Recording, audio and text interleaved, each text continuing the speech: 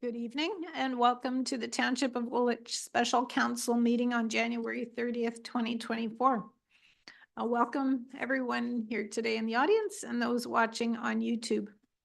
I'll start with a roll call of council. I'm Mayor Shantz and present and chairing this meeting. Councillor Bryant. Present. Councillor Burgess. Present. Councillor Cadeau. Present. Councillor Grant. Present. And Councillor Schwint. Present. Thank you. I acknowledge that the land on which we live has been here from time immemorial and that Indigenous people have lived here from time immemorial. I thank the Chinatan, also called the Attawandaron, the Anishinaabe, and the Haudenosaunee people who have lived here and cared for this land and who continue to share and steward this land with us. May we together learn to care for each other, our flora and fauna, and the land that sustains us. Are there any disclosures of pecuniary interest? Seeing none, we will move to our public meeting. The following portion of the meeting is for information only and no decisions will be made tonight. Any questions can be directed to Development Services staff following the meeting. I declare the planning public meeting to be open and call on Senior Planner Stephen Dykstra. Mr. Dykstra. Thank you. I'm just going to share my screen here for a second.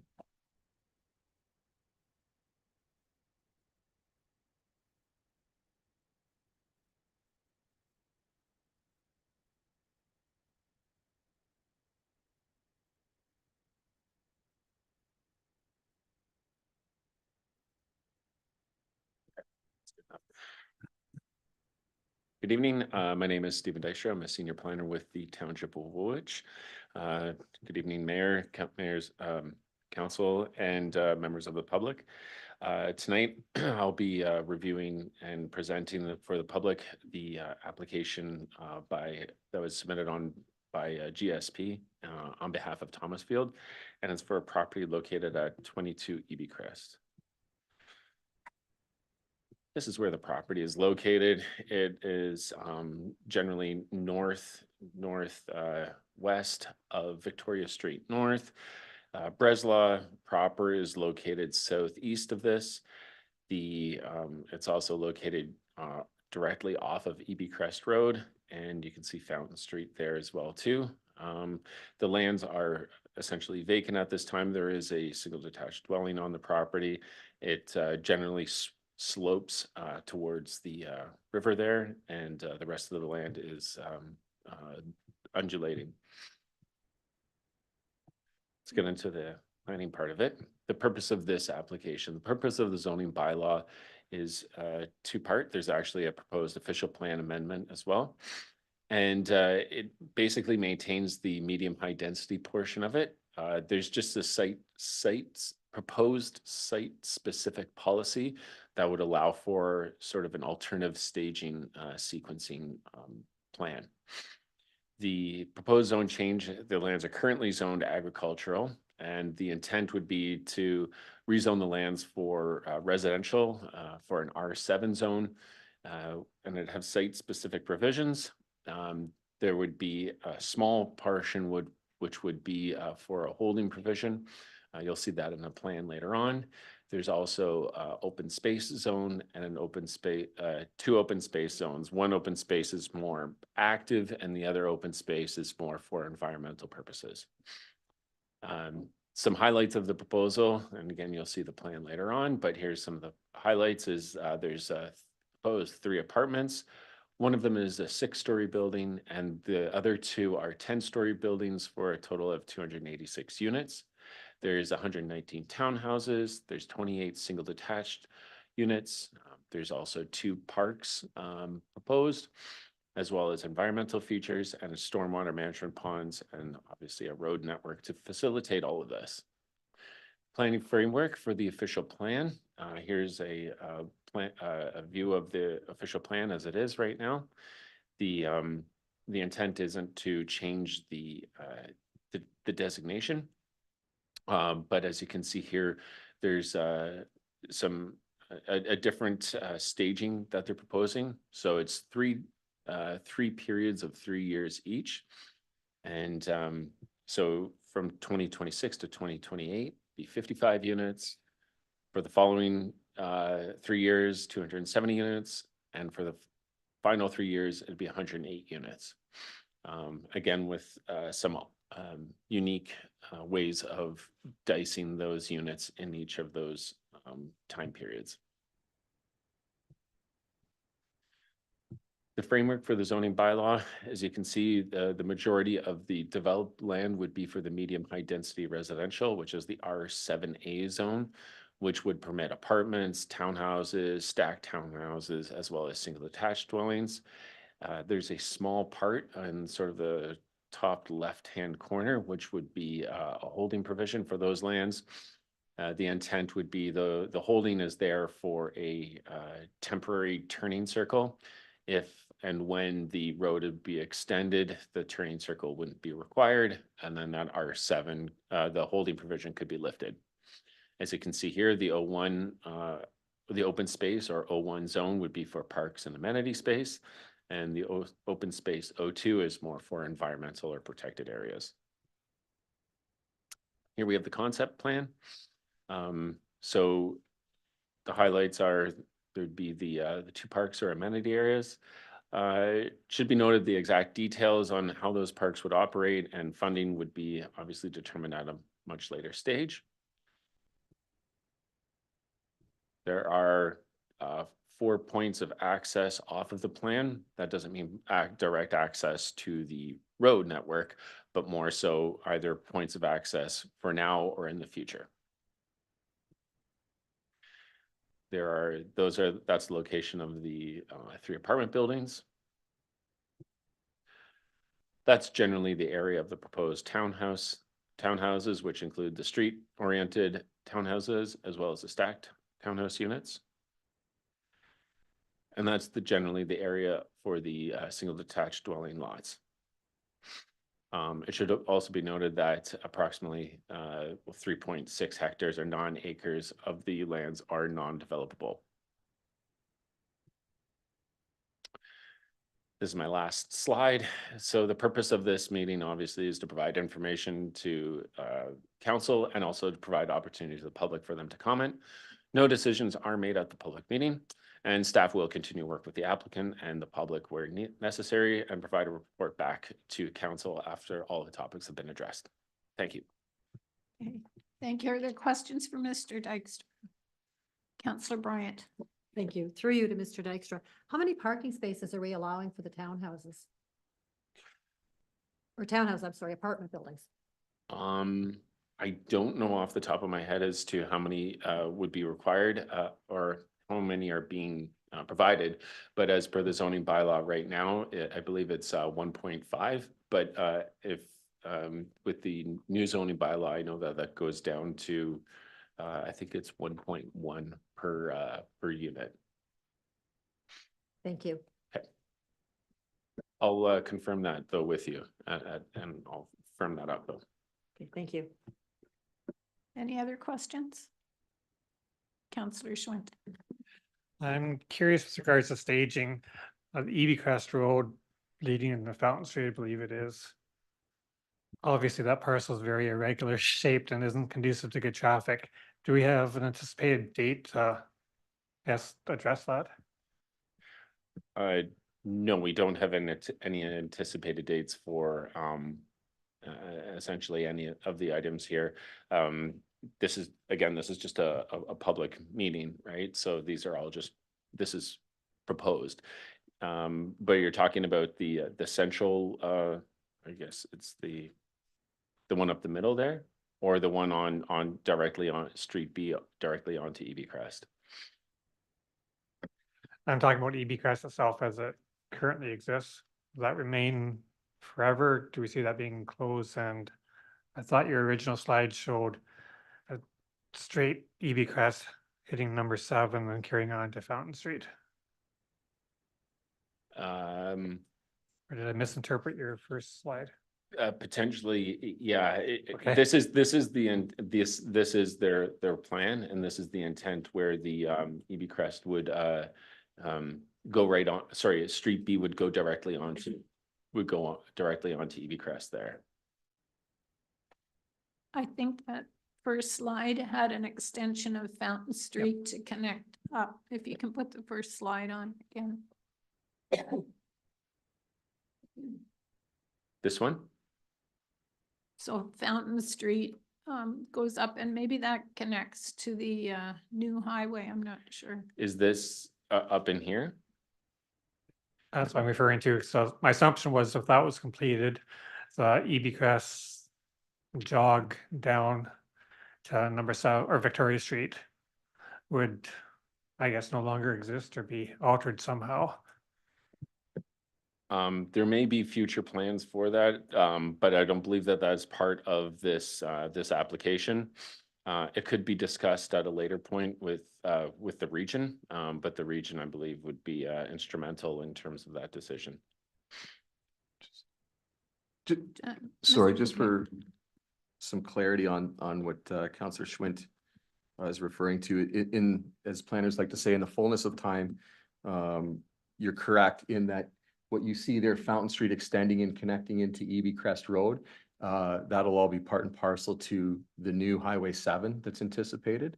And there will likely be a downloading of EB Crest for that remaining portion. So between Willett Street South and where that connection happens, there will be likely some downloading from the region to the township. So that is the change in ownership that'll occur and some of the change in the road alignments that are anticipated. With Highway 7. All contingent on Highway 7. Councillor Cadeau. Thank you, Mayor, through you. I'm looking through the list of studies that have been submitted, and I don't see a shadow study. So I'm wondering, you know, at 10 stories, at 6 stories, at what point do we need to have a shadow study completed? Because looking at this, some of those apartments are going to be south of some of those townhouses and detached. So I would wonder if that would impact some of those properties. That's a very good point. I'll look into that for sure. Councillor Grant. Thank you. I'll just point out that I think Highway 7 is the proposal for it is older than me, so at this point, yeah. Yeah, so my only concerns that I would kind of state is the embankment there for the Grand River is quite steep. So I'm just kind of curious, that's maybe I just wanted to flag that, as well as that road on EB Crest that goes up. It's quite a windy curve, and I know that there's been a number of accidents there. So I don't know from a traffic study standpoint if there's any looking into that, because there's been a number of accidents there, especially in the winter from people sliding. Yes, the GIS will review it's called the road configuration there, and it does look at it looks at speed, it looks at sight lines, it looks at all of those things to determine what is a safe entrance and exit from an access like that. Ms. Priest. I just wanted to point out that these studies have been submitted, but they're still under review. So this is just a proposal at this time, and this is what they're proposing, but planning opinions haven't been formed for any of the studies. Anything else? Okay, Mr. Handy.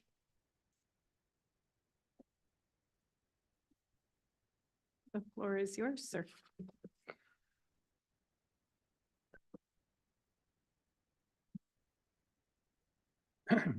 Thank you, Mayor Shantz, members of council, staff, ladies and gentlemen. My name is Hugh Handy, and I'm Vice President and Land Use Planner with GSP Group.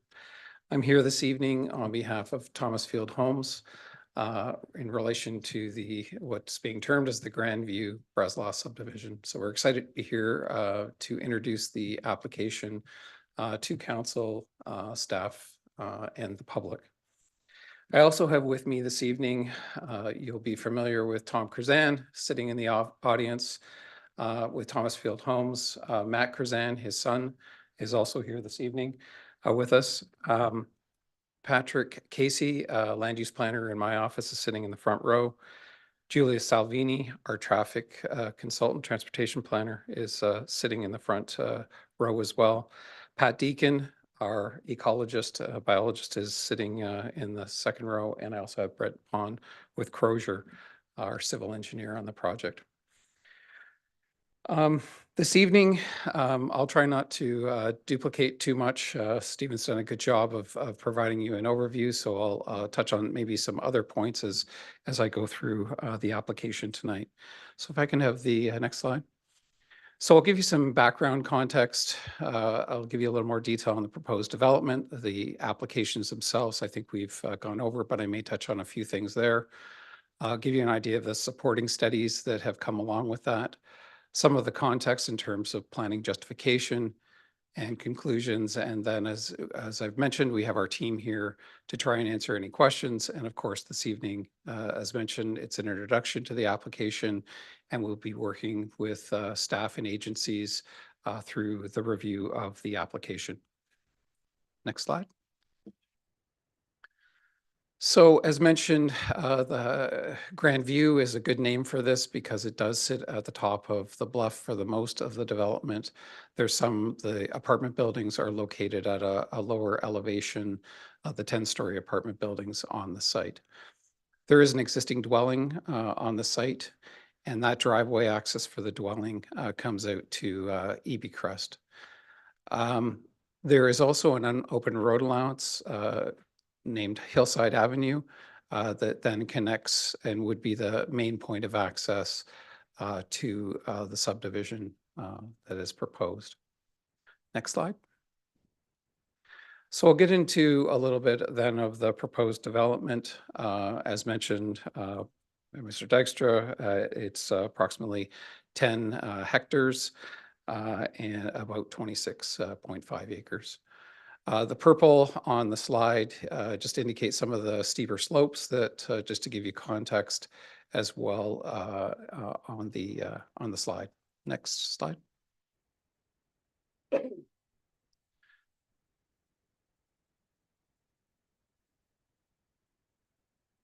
Yeah, thanks. It just sort of, it's going to layer in a little bit of the development, and that's fine, sort of coming up.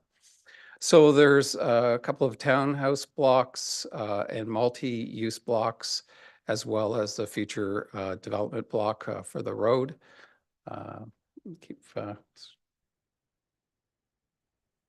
There's also the 2 park blocks that are part of this development. And the open space blocks are also as part of the some of the steeper slopes, tree covered area that will remain on the property. So that's almost 3.72 acres. Open space blocks.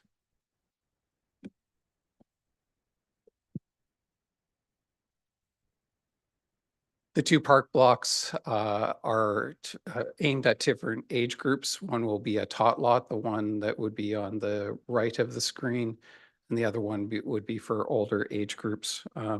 We felt that important as part of the subdivision to sort of provide a range of opportunities for activity, especially as this development is on this side of EB Crest, and to create a community, including parkland.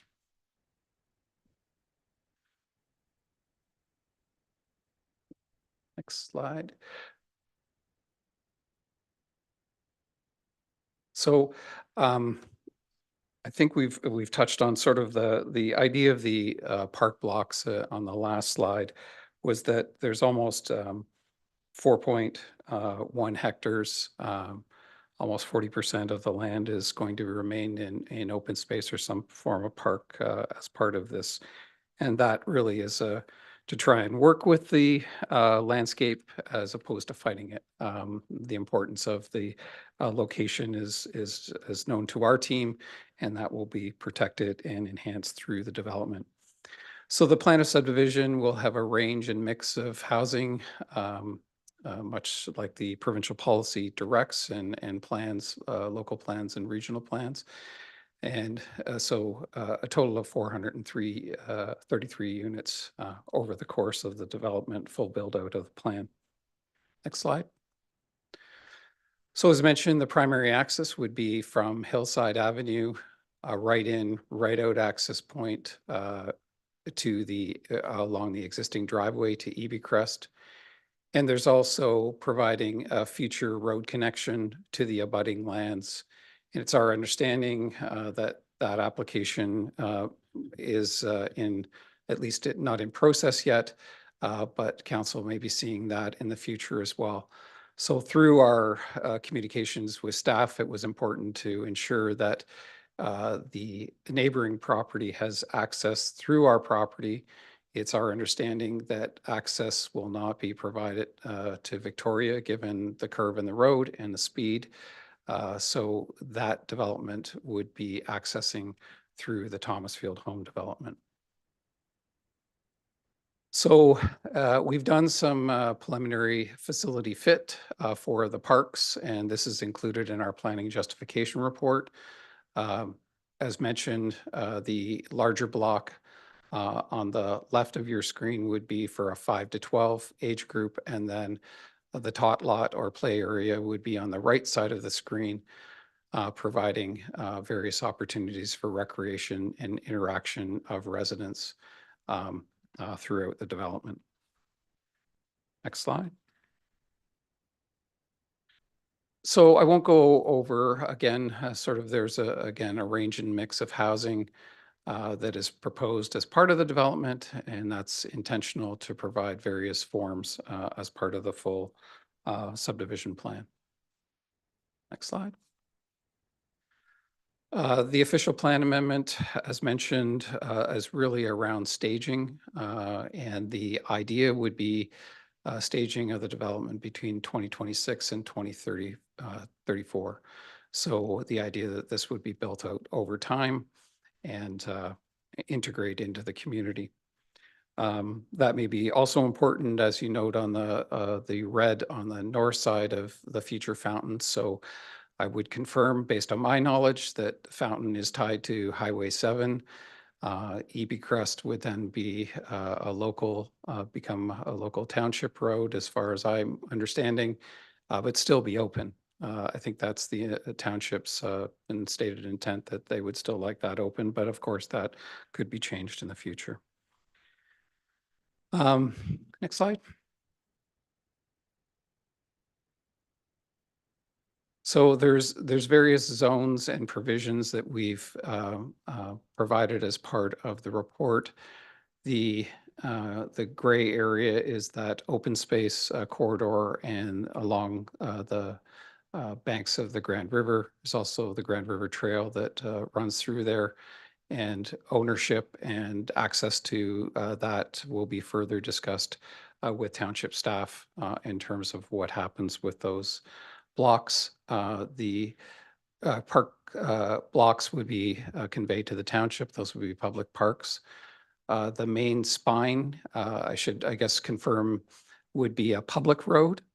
And then in the larger blue areas, those would be condominium roads and development within that. So we're having a combination of public and private roads within the development. Next slide. We've got a full list of studies that are contained within, and that the township has indicated they're currently reviewing: functional servicing and stormwater management report, hydrogeological investigation, geotechnical investigation, transportation impact study and parking utilization, an environmental impact study and tree protection plan, archaeological assessment, and as well a noise feasibility study. And all of those are important as part of the application and were discussed through the pre-consultation meeting. As well, we also completed a planning justification report, which summarizes these studies in that. Next slide. In terms of just giving you some highlights, I'll give you a few highlights of what we believe might be of interest. Of course, all of it combined is important when looking at the subdivision, but from a functional servicing and preliminary stormwater management, it's our opinion that the proposed development can provide all the necessary water, sanitary, and storm facilities that are appropriate for the development. We've started to have some comments come in from various staff and agencies, so we'll be reviewing those. The water supply would ultimately connect to water mains and sewers would connect into, as council will know, and the public, this is on the border of Kitchener and is serviced through the Breslau pumping station that's within the city. There is an existing well and on-site sewage system that would be decommissioned, and the stormwater management would be handled through a number of underground chambers and internal storm sewer system, and ultimately connect into the larger network of storm within the in the neighborhood. Next slide. Transportation impact study and parking utilization, they're expected to be approximately 209 morning trips and 229 in the peak hours in the afternoon and evening. As I mentioned, there's a right in, right out access to on the existing driveway. There's also recommendations in the traffic impact study to reduce speeds along EB Crest to provide more sight distance for traffic exiting at Hillside Avenue. And with those recommended changes, traffic, we believe, can be accommodated appropriately within the transportation network. And as an earlier question, we intend to meet the bylaw requirements for parking as part of the development. Next slide.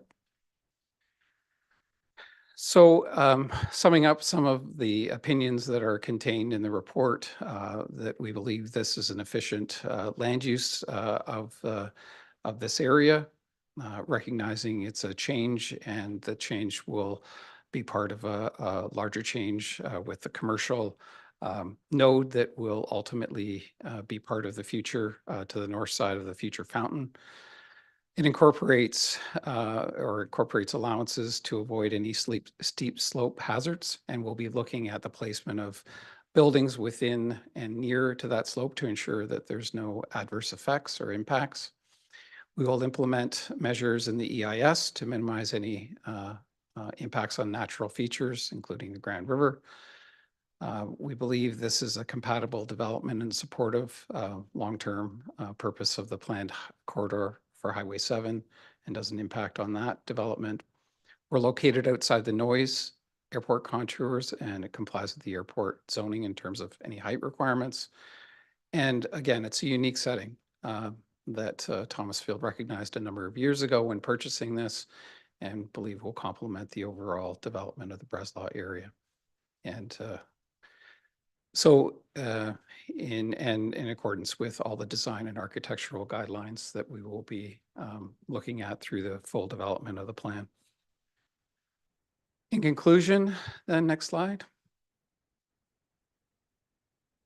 We believe the proposed development represents an efficient use of land within your settlement area and provides for that range and mix of housing. We also believe that any natural heritage features will be protected and any hazards will be avoided. The OPA that we are requesting, again, will be reviewed by township staff, but we believe it's appropriate to implement this development over time.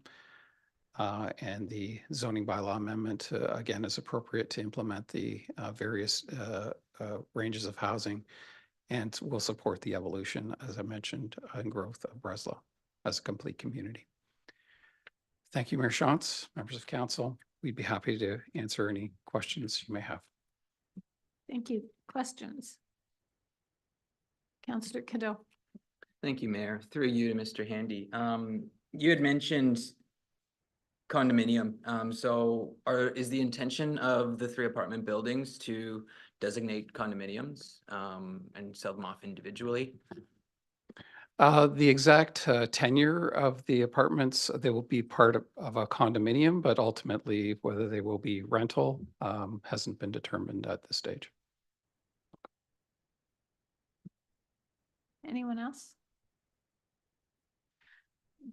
One thing that came to mind when you were talking, because I know at the region the last couple of years, we've had a few cases where there's been a residential development and a highway came in later, and everyone knew there was a highway coming in, but the noise became a problem. So I don't know if you've thought of that. If you haven't, you might want to consider how you can mitigate noise when Highway 7 goes through. Yes, thank you to you, Mayor Shantz. There is a noise study. We've studied what the anticipated levels will be. There are some requirements for noise attenuation. Some of it, more importantly, to the existing Highway 7 or Victoria Street, given the elevation. So there will be some exterior and then some building requirements. And I believe also some things on title to ensure that people are aware that, to your point, that this is going to be a changing and evolving area. So, thank you. Thank you. Anyone else? Okay, thank you. Thank you. Clerk Smith, are there any unregistered participants? There are no, excuse me, Mayor Shantz, there are no unregistered participants this evening. Okay, thank you. Is there anyone in the public gallery here that wants to speak to this topic? Go ahead. Come up to the mic and give us your name, please. Sure. Thanks. Jason Thompson. I'm actually with the Grand Valley Trail Association. So my concern is with the O2s that I'm seeing there to ensure that we continue that trail. I'll be talking with the developer and whatnot after, but I just want to make that known as a recreational aspect that we need to consider as we keep this trail that's 240 kilometers from Bellwood all the way down to Port Mainland. That's all. Thank you. Awesome. Thank you. Are there any questions before? Yeah, no. Good, thank you. Anyone else? Okay, if there are no further speakers, I declare the planning public meeting to be closed. And that is all we have on our public meeting for today. So I need a motion that the following bylaw in the hands of the clerk be read a first, second, third time and finally passed. And that it be numbered as bylaw number 04-2024. And that it be signed by the mayor and clerk and sealed with a corporate seal. And that's just confirming that we have this meeting. And Councillor Grant, Councillor Bryant, all those in favor? That's carried. Thank you. And finally, motion to adjourn the special council meeting, but we will be staying around for budget. So you're welcome to stay and no, huh? Motion to adjourn the special council. Councillor Grant, Councillor Burgess, all those in favor? That's carried. Thank you. So thank you to everyone who participated, attended, or tuned into the public meeting tonight. We will now move on to our special council budget meeting.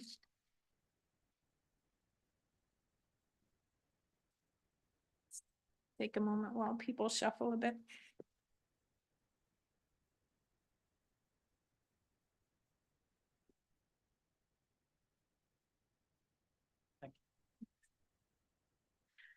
Okay, we'll now begin the special council budget meeting on January 30th, 2024. This is our third budget meeting for 2024. On January 23rd, we had the operating budget presentations followed by the capital budgets on January 25. Tonight, we will hear from a few delegations and then council will continue with the budget deliberation. Are there any disclosures of pecuniary interest here? Okay. We do have a couple of delegations this evening. Before we get started, I need to remind the delegates of the guidelines for participating. On this section of the agenda, delegations have 7 minutes to speak. After you speak, please wait for your questions from council. Once there are no further questions, you may return to your seat. And you can leave anytime if you wish, or you're more than welcome to stay for the remainder of the meeting. So our first delegate tonight is Connor Ehrlich. Welcome, Connor. Connor is chair, I believe, of the Township of Woolwich Environmental Enhancement Committee, or TWEEC. Yeah. Good evening, Mayor Shantz and councillors and all the staff and everyone from the public and people watching at home as well. As you said, Mayor, I'm Connor Ehrlich and I'm the chair of the Township of Woolwich Environmental Enhancement Committee, or we call it TWEEC for short. It's a lot easier. I'm representing the group of 10 volunteers on the committee to share our voice in supporting the hiring of the Climate Action and Sustainability Coordinator position. The committee feels that the township needs this position to reach our Transform Waterloo Region commitments in greenhouse gas emission reductions. And I'd just like to highlight a few points that I think would justify this position. My first point is that volunteer organizations in this community are doing our best to carry the substantial action that climate action and the commitments that incorporate that. We're doing our best to do this action, but the township needs to take more action. Additionally, township staff don't have the expertise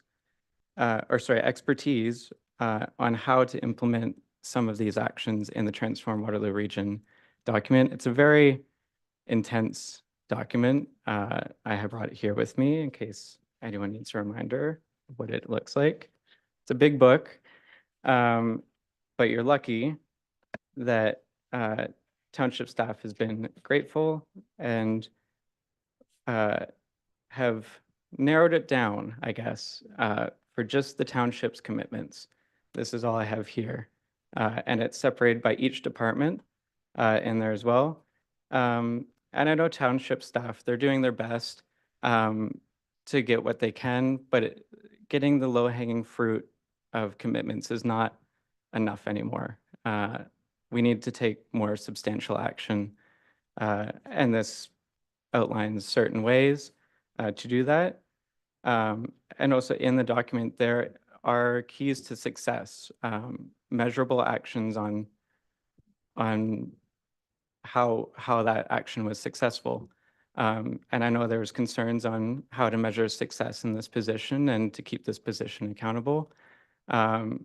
So if they pick up an action from this document, there are specific, indicators on, how that action was successful if we met those commitments.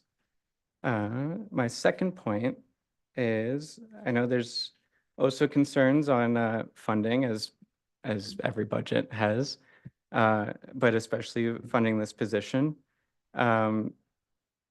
I know there was talk on grant funding and all that and concerns about where future governments might go with possible grants that come out. A lot of them are unfortunately ending right now, like the Greener Homes Grant.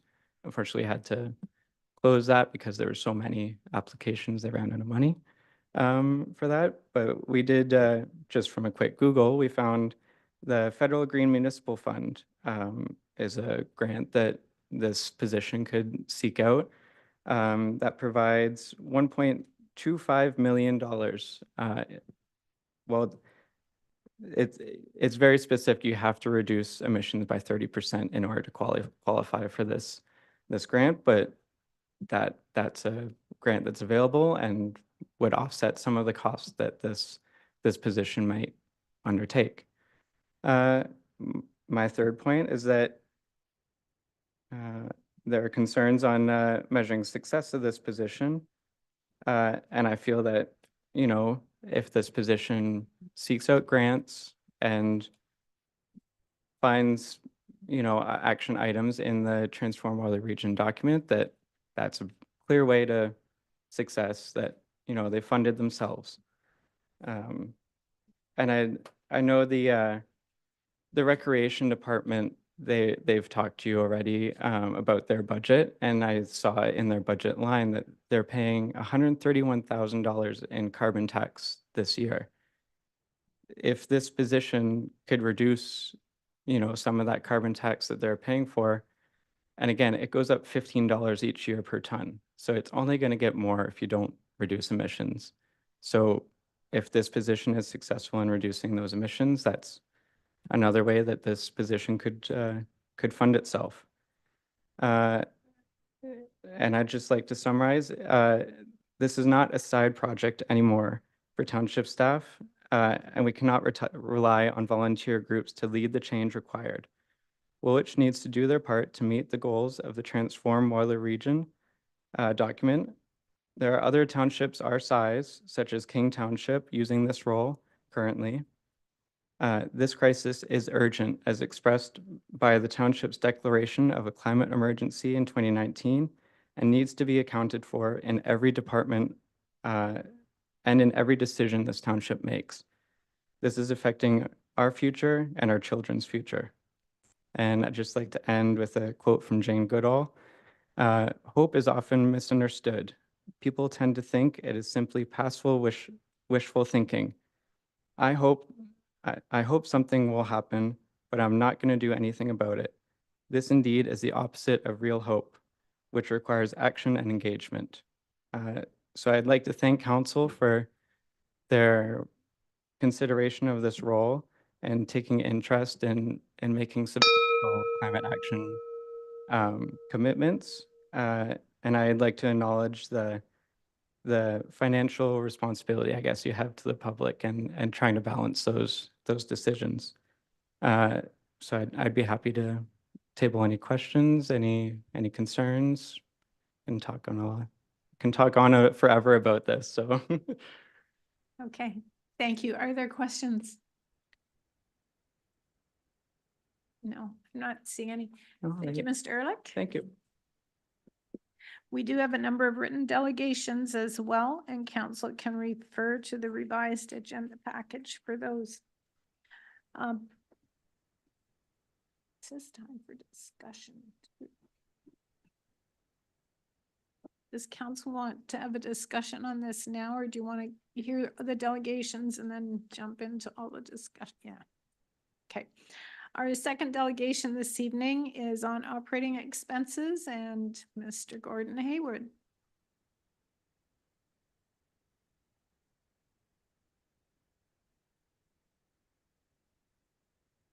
Welcome, Mr. Haywood.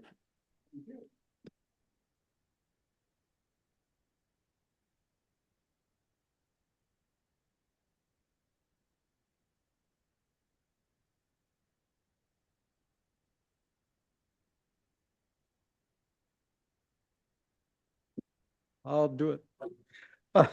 Good evening, Mayor Shantz, members of council, staff, and members of the public. My name is Gordon Hayward, and I live in West Montrose. And tonight, I'd like to show you some information that the operating costs are out of control and illustrate why this is the case. And I'd also like to give you some recommendations to help fix the problem. All the information that I'll be using tonight comes from the township's FIRs, Statistics Canada, and the Bank of Canada. Next slide, please. You can see that the total operating costs, salaries, wages, and benefits, the increase in the last 10 years is more than double inflation. The residents can't afford this, especially seniors like myself, who make up almost 20% of the population of Woolwich. And seniors are forecast to make up almost 30% of the population by 2031. We're the baby boomers. So the next slide, please.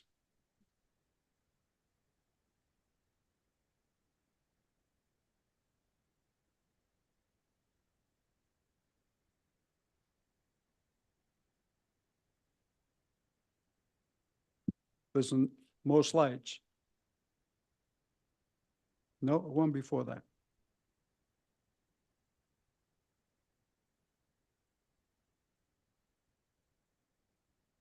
Oh, okay, sorry. If you look at the full-time staffing numbers and compare them to the number of households, we can get some idea of the efficiency. And you can see that the percentage increase in full-time staff over this 10-year period is almost 3 times the percentage increase in the households. And the household to full-time staff ratio declines. So this is the main problem when you're looking at the operating costs. So if you give me the next slide, this is a plot of the household numbers divided by the full-time staff ratio by year for the last 10 years. And it's pretty obvious it's almost a straight line. There are periods, I think, where there were staffing freezes, where it flattens out or increases slightly. But as you can see, it continues to go down. The last year that's available in the FIR is 2022. And I gave up trying to extract the information from 2023 out of the budget documents. So hopefully someone here can help provide that so you have the latest numbers. So the next slide, please. So the question is what to do to fix the problem. And you can see the hiring of full-time staff is almost 3 times the increase of the households. So their full-time staff are serving fewer households. And if you were to try and obtain the same efficiency as you had in 2013, you'd only need 73 full-time staff instead of the actual 88 that you had. And the next slide. So what do we do to fix the problem? I think it's pretty obvious. The recommendations I would have is that there should be no additional full-time staff hired for 2024, and that you should be looking at some full-time staffing costs.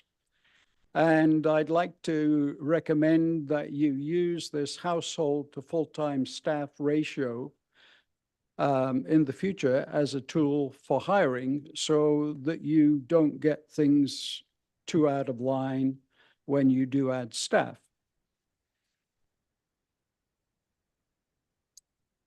And just one final comment.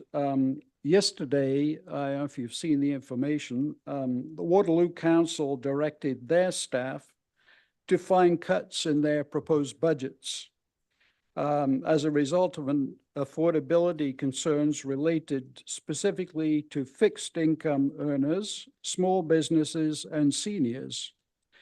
And they asked the public to comment both online and in person to gather the information that they used when they directed their staff to do this.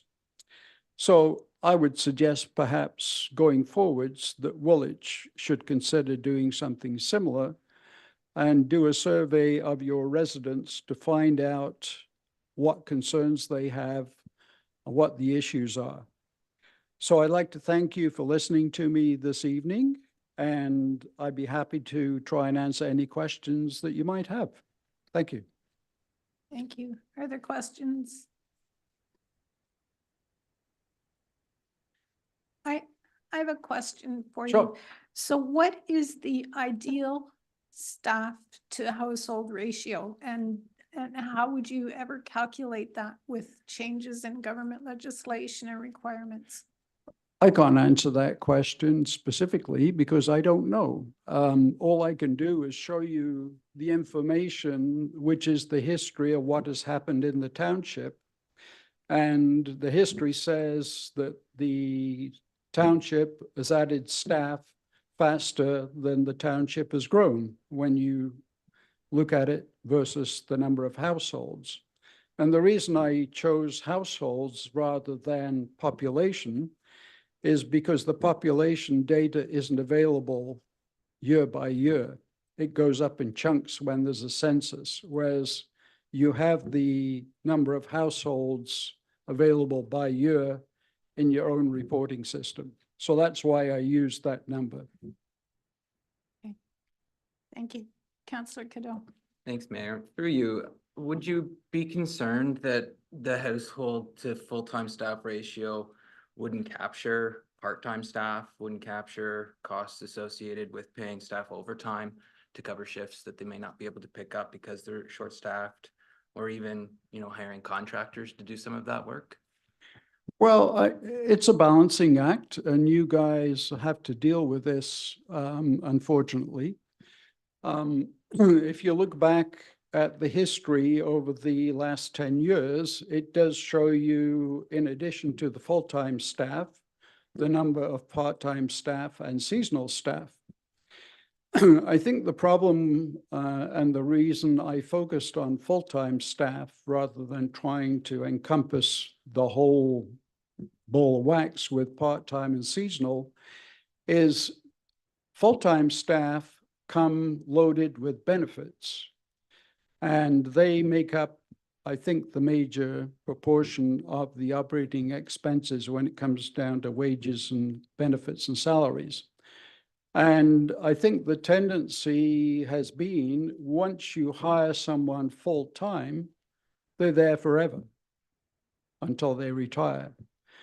I've lived in Woolwich since 2003, and I can't recall, and I stand to be corrected, a situation when you actually decreased the number of full-time staff.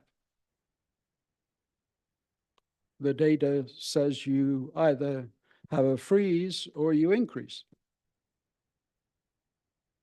So my concern is that, you know, this year you're proposing to add 5 more full-time staff. I don't know specifically what the numbers are, but my rule of thumb is it's like about $100,000 per person when you add in the benefits. So there's $500,000. And it's not $500,000 for 1 year, it's $500,000 plus inflation forevermore. We just can't afford it anymore. So. I don't see any other questions. All right, thank you very much.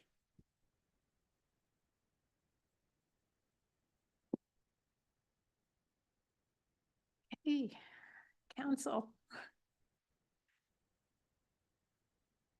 Who wants to start? Well, or did staff, you want to say anything before we start jumping into budget or? No, I think there's a number of questions, I think, that are coming from the council. Yeah. Yeah, Councillor Cadeau. Before we get there, can I just ask a question from one of the presenters for Interim Director Fairweather? It Sure. was mentioned that our carbon tax was 131,000. How is that calculated and how can we bring that down? Looks like Ms. MacArthur has that answer. Yes, through you, Madam Mayor, to council. That is calculated on all the invoices for natural gas use in any facility in the township.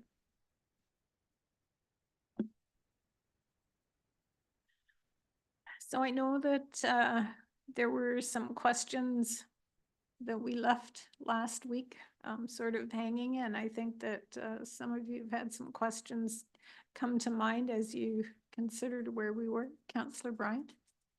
Thank you. I had one question that I had asked of Mr. Fairweather, and that was if he could get us the number for the number of households in Woolwich that were at that $418,000 median. And if we're at a higher number, what would, if our median was higher than that, what would the cost be then versus the $90? Excuse me. Mr. Fairweather.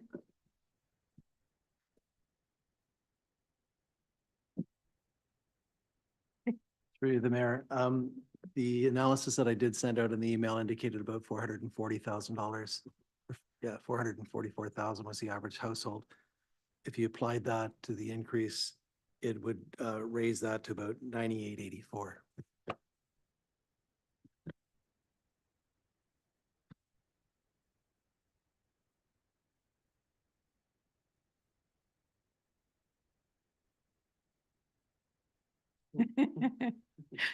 Motion to accept the budget. Councillor Burgess. You, Mayor Sean. So should we just jump into things, I guess? Yes. Well, since Connor and the crew of Tweak are here, we might as well jump into the climate stuff first, I guess. Sure.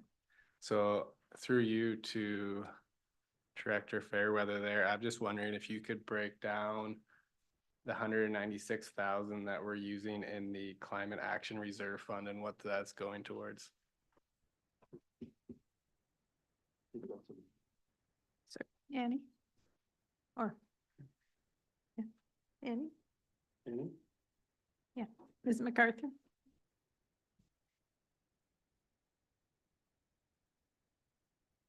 I, through you, Madam Chair, to council. In 2024, part of that climate reserve is dedicated to tree giveaway in the amount of 20,000. Park plantings at 20,000. Switching some of the recreation facilities, the smaller facilities off of natural gas. We've 70,000, pardon me. Green Team has been allocated 10,000 for initiatives within the township, and then $7,500 for climate action events. That is what we have proposed in the budget, and however council can choose to direct us how they choose. Did you follow up on that? Or? Yeah, just I had a question for Mr. Fairweather. We were emailing about this before, and he had given me a little bit of budget, but when I was scrolling through our numbers here, there was just a few that I wasn't quite sure if it was accounted for or where it's coming from. There was 30,000 for a truck upgrade that said it was coming from the climate fund that I didn't see associated with those numbers, and also the charging stations were at 44 instead of 24 that were listed in the email. So just wanted to clarify some of those. Sorry for springing that on you. Through you, the EV charging station is 44, but 24 is coming out of climate action and 24 from another source on that. I'm not sure what else you were looking for. Sorry on that, because we had there's only 2 capital projects that were in there as funding from that. One was for the climate action, which Annie has provided further details on, and the other one was the charging station for capital. And there's 18 in general administration area and 82,104 coming out for the position within the CAO's area. I think Mr. Vanderhoff wants to jump in. Yeah, through you, Mayor Sean. So the 24 that's in there for the EV charging stations is carryover as well too, just a note there from 2023, because that work is just wrapping up right now. And then yes, the 30,000 in there in capital as well too. That was that's an additional one. Sorry, that's the last item, and that is an upgrade from a regular pickup truck replacement. 50,000 of that coming from the equipment reserve, and then the remaining 30 because the vehicle is more expensive to get an EV pickup truck coming from the climate action grading infrastructure reserve. Okay, thank you. Yeah, I just when I was running the numbers, I was 30,000 above budget, but maybe that's just my calculations from that email. Okay. Thanks. Councillor Schwinn. Just following up on the cost of climate change position, I think this was common to all the positions. We've had some feedback that $82,000, I believe, is that salary or is that actually, how much of that is salary and how much should be benefits, CPP, that type of thing, and I guess overhead associated with having an additional person in the office? The number seems low, I guess, is what I'm saying. Mr. Brenneman.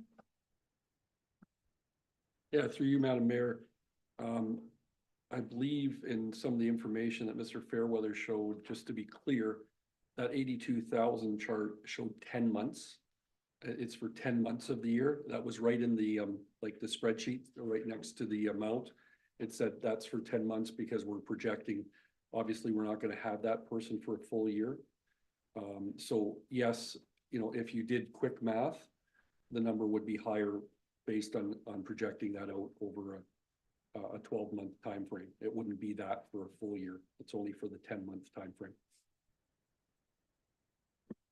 Just for point of clarification, that was more than one position that was for, right? I think that the finance clerk was also 10 months, if I'm not mistaken. Yes. Yeah. Yeah. The spreadsheet Mr. Fairweather circulated, there was a number of positions that showed 10 months. Correct. Yeah. Thank you. Mr. Fairweather.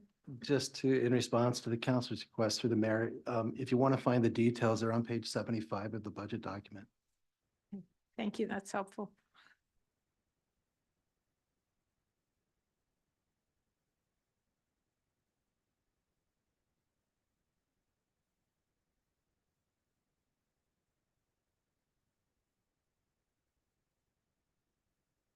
Councillor Grant. Thank you. Through you to Ms. MacArthur. For the carbon tax being calculated through natural gas, would we be able to offset that cost through certain, like the heat pumps that you've already mentioned?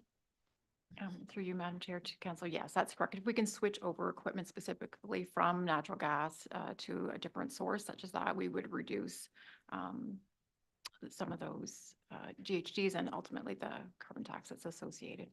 Okay, thank you.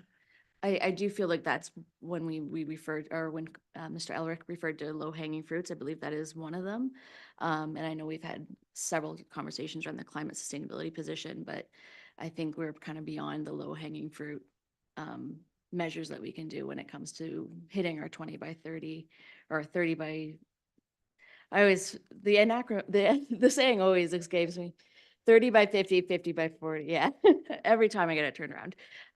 So again, I would just like to reiterate my support of this position. I know we've had many discussions regarding where this funding for this position is going to pull from, but I do feel that the climate reserve is a suitable one, especially if we're only looking at it from a short-term period of time to see how that position works on getting in additional funding. And I did have it backwards, 80 by 50, 50 by 30. I knew the 250s went in the middle. It is, yeah.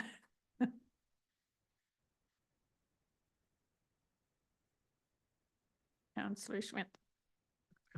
So with permission from Mr. Burgess or Councillor Burgess, I'll move away from climate change for a minute and ask a general question of staff. I'm looking at the budget.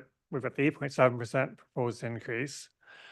We know what the debentures could look like potentially, but we see a huge reduction in reserves funds from 11 million to 1 million.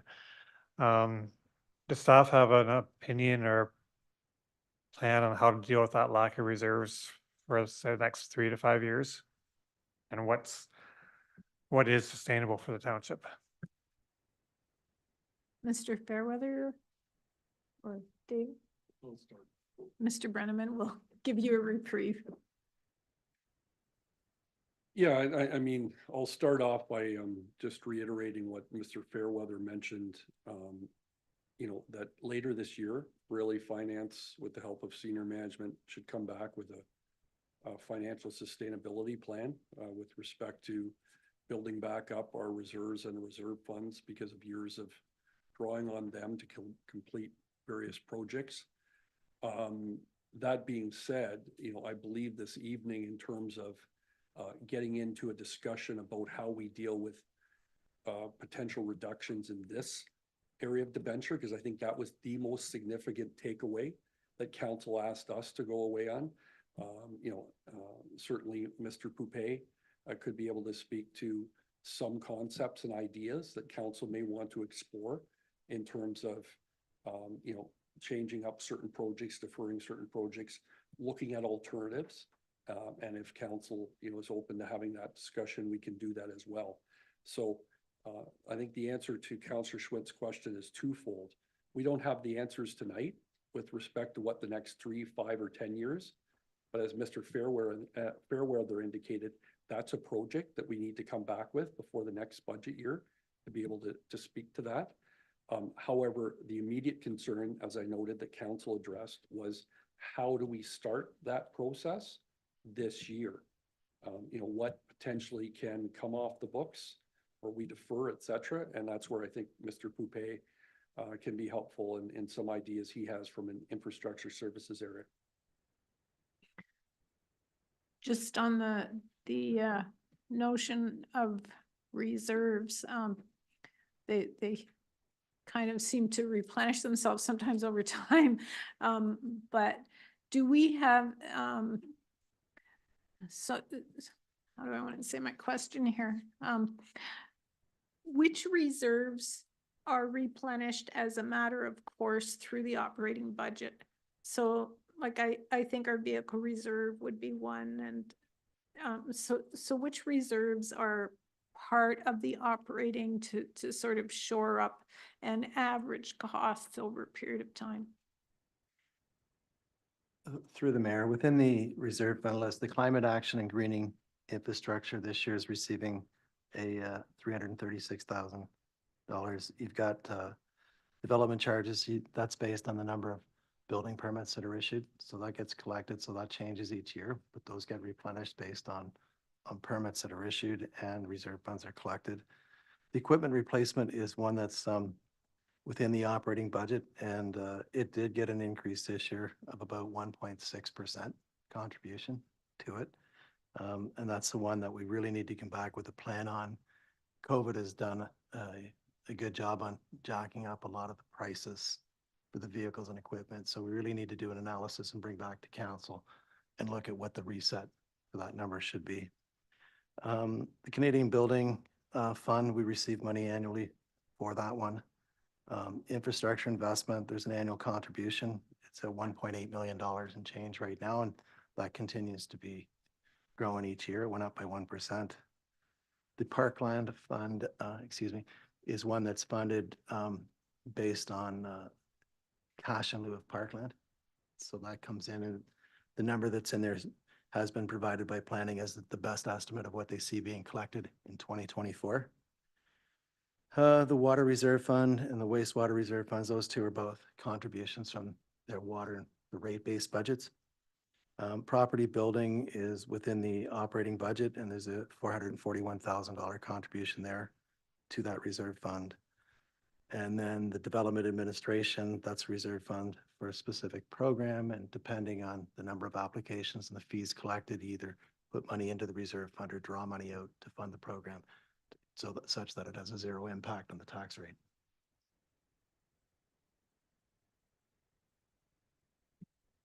Thank you. Are there any reserves that aren't getting a regular sort of infusion of cash?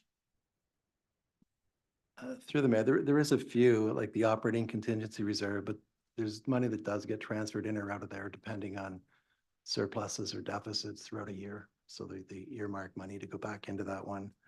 You've got your working capital reserve fund. It's usually dealt with through year end a bit of contributions. Your insurance reserve fund, there's money put in there from the operating budget when the premiums are allocated out to the various departments in there. Capital contingency, that's one that again gets dealt with as at year end and reviewed for that. The OMB legal, there's over 300,000 in there, so that's reviewed too as part of the year end process. Special circumstances reserve fund, there's a small contribution of about 25,000 going in there. That's out of the operating budget. And then the winter stabilization reserve fund is another one that's looked at. Usually the funding in there is taken out based on the spending at year end compared to the budget on the actual expense. So if there's a money left over that's in the budget, then usually there's a contribution that's made out of the year end process. Okay. Thank you. Councillor Bryant. I'd just like to make a suggestion. We have the infrastructure levy coming in. I always thought that money was getting put into like a reserve fund until we needed it for a larger project, but I found out last week that's not the actual case. It is being used pretty much every year. So going forward, maybe we should take a serious look at keeping that infrastructure levy in a separate fund and letting it start to grow as a reserve fund versus spending it every year. Just a thought. Councillor Schwint. Yeah, it's been a learning curve for me the past year on reserve funds. And I believe as the township's grown, the idea of having these reserve funds becomes less and less important. Because 30 years ago, we'd buy a fire truck every decade. So that's all we'd have to. So you'd build up the reserve fund for 10 years and spend it. We're buying a fire truck a year now.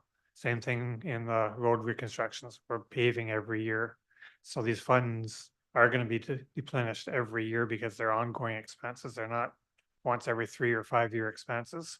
Look, it's really hard from a budgeting point of view to build up funds because that's not the way we operate anymore. We spend every year on big ticket items. That's reality.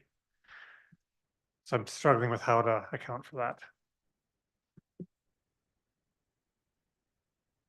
Councillor Bryant. So if we're spending it every year, why are we even bothering putting it as a levy? Why not just build it into the actual tax base versus having these extra levies that are just being spent? To me, that doesn't make sense because it's like you're asking for extra money to do special projects, but that's not in fact what's really happening with the money. So I would rather see it just go as a straight tax base. That's my opinion. So I appreciate the discussion and I think we need to go there, but I think that's where we're gonna go when they bring the reserve report, because I don't think that's going to really factor in a whole lot to our discussion tonight, but good questions and good comments. Hold those thoughts. Councillor Grant. Thank you. I may kick off Mr. Pepe's golden hour. I'm assuming it's gonna be a bit of, I believe Thursday morning, we discussed Oriole Parkway as a potential one that could be not fully deferred, but the full scope of the project being deferred. So maybe we'll kick off the capital that way. Thank you. Through you, Mayor Shantz, to Councillor Grant's question. So currently, right now, in the Capital Bridge and Culvert Program, Oriole Parkway is not funded, but it was highlighted as a needed project. Now, is that going to fail in months or is it going to be years? We don't know, but it is imminent. I mean, that's what we're saying. So it is important. Unfortunately, it's one of those projects that kind of crept up on us. We didn't know and found out. So sometimes ignorance is bliss. In this instance, we do know and we need to deal with that. Sort of in the debenture discussion, I think what's important for council to understand is that we prepared a budget. And again, I can't help but reiterate, I've been here 12 years now, and there has been a steady decrease, except for 1 year that I recall, where this has steadily gone up in the capital programming and substantially gone up in the last 3 years. We are a $29 million capital program. And if you look at the injection from levy, 900,000 of new levy. That's it, on $29 million. 1.8 million total for both rec and IS, but in the IS 29 million, there's only 1.1 million of that infrastructure reserve fund being used. So total of $2 million in 29 million is levy. I think that's important to understand. So what that says is that we are leveraging every dollar that is available to the municipality, in the sense that water and sewer reserves are funding reconstruction projects for their fair share. That's an important piece to understand as well, because there isn't sufficient levy revenue available to do all of the roads and bridge project. That's all this is. Like, there's no, in my opinion, there's no magic to what's happening. It is just a lack of revenue, and there have been end arounds to sort of maintain an acceptable, we'll say, level of increase year over year. But at some point, we are faced with this difficult reality that we see is, obviously this isn't sustainable the way we're showing things here, and the way and council's obviously well aware, and that's why the discussion on the reserves. But I just wanted to highlight that piece, is that's not lost on staff at all. That was exactly what we saw, and we saw this for a couple of years coming, but this is an important discussion, obviously. So we crafted a budget with debenture and with projects that we need to do based on the condition assessments that we are completing. We have a very good handle on our road network, and that road network drives what priorities we have for replacement. And again, somewhat counterintuitive, we don't necessarily want to spend the dollars on the broken roads. They're already broken. We need to spend the dollars on the good roads to save them from being broken, because they cost more money when they get there. Way cheaper to maintain a road over its life cycle and spend the right dollar at the right time than it is to let things deteriorate to nothing. You haven't saved a thing. It's cost you money, albeit you've kicked the can down the road and maybe saved that tax rate at that time. So again, that is the lens for which the budgets are created and prepared, and why you see priority projects on the capital program the way they are. So I think that's another important piece to understand, sort of some of the inner workings to how we get here, you know, in public presentation.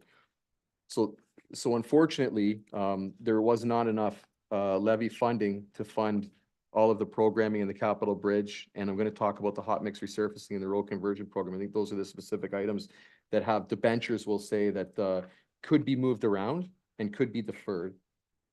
So on the bridge side of things, we had spoken to council that Floridale Road is an important bridge. It's the last bridge to replace on Floridale Road. That is fully funded in this, and that is on the street right now for tender award. So that will come back to council, for approval at some point. But we have put that on the street in hopes of receiving the best possible price at this time of year. The Greenhouse Road was pre-approved, and that is funded through levy, or through debenture. There's about $720,000 of debenture that was approved last year. Okay, so that's important to note too. And outside of that, nothing's funded in the Capital Bridge program. Peel Street's not funded. Union or Oriole's not funded. Cox Creek is not funded, Low Level Bridge is not funded. All very important programs though, but that's an important piece to understand. So now we move to the capital paving program. There are 3 roads assigned on the hot mix resurfacing program. That is Mary Hill Road and Side Road 16. They have been on there for a couple of years now. It's another deferral potentially.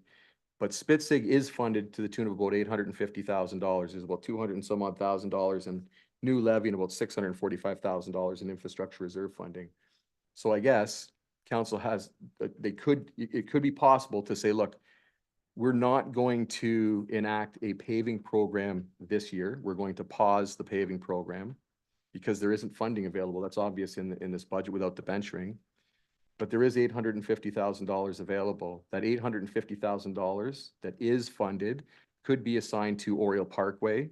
It could be assigned to remove the debenture from Greenhouse Road. So I mean, that is a possibility too, and to lessen that debenture and to fully fund Greenhouse Road. It just means that we're pausing Oriole. So just again, there's probably a number of ways, but those are 2 fairly straightforward moves that could, one, remove debenture for this year, still move infrastructure forward, but we are pausing, and it doesn't solve the problem going forward. But that is where that reporting will be important this year as well, to look at some of how we deal with reserve funds and how we deal with some of our programming for funding. So that would also mean to pause on the road conversion as well, as that $460,000 is debenture funding as well for conversion. So that was just some food for thought for council to consider. Thank you. Yeah, Mr. Brenneman, go ahead. I'm wondering through Madam Mayor to Mr. Poupey and or Mr. Fairweather, if all of that information, you could give a sense for where that might place us from a starting position at the budget to where if council decided to support some of these moves, where would that land us in terms of total level of debenture? I think I'll try here first. I think I've tried to come up with some numbers. So through you to council, if we do what we suggest, yeah, right. So that doesn't help me. There would be removing about $5.44 million from the 11.52 million right now by doing what we suggested. So we would reduce I think we've got a total of about 11.5 shown. We would be knocking off 5.4 million roughly. So that still means there's a debenture of about 6 million. You could potentially reduce that 6 million by another 720,000 if the option were to take that 850 from Spitzig and apply it to the previously approved debenture on Greenhouse Road. So right now we're showing Greenhouse Road still as debentured because that's the way it was approved. Okay, so that's important to note too. Yeah, just a comment on debenture, and I know we have to wrestle this to where this council is comfortable. Something that was helpful to me a number of years ago was talking about debenturing as the people who are going to use the asset are going to pay for it because it's future focused, as opposed to paying cash where the people who didn't get to use the asset have paid for it up to today. So I think it's important that we find the right amount of debenture, but I also found that a very helpful way sometimes to think about it. Councillor Bryant, and then I think Councillor Schwint. Thank you. Through you, I guess it would be to Stephen or Jared, whoever can answer. What would the cost be of carrying the debentures that you're proposing? What is it, I don't know, whatever that number was, 6.6 something?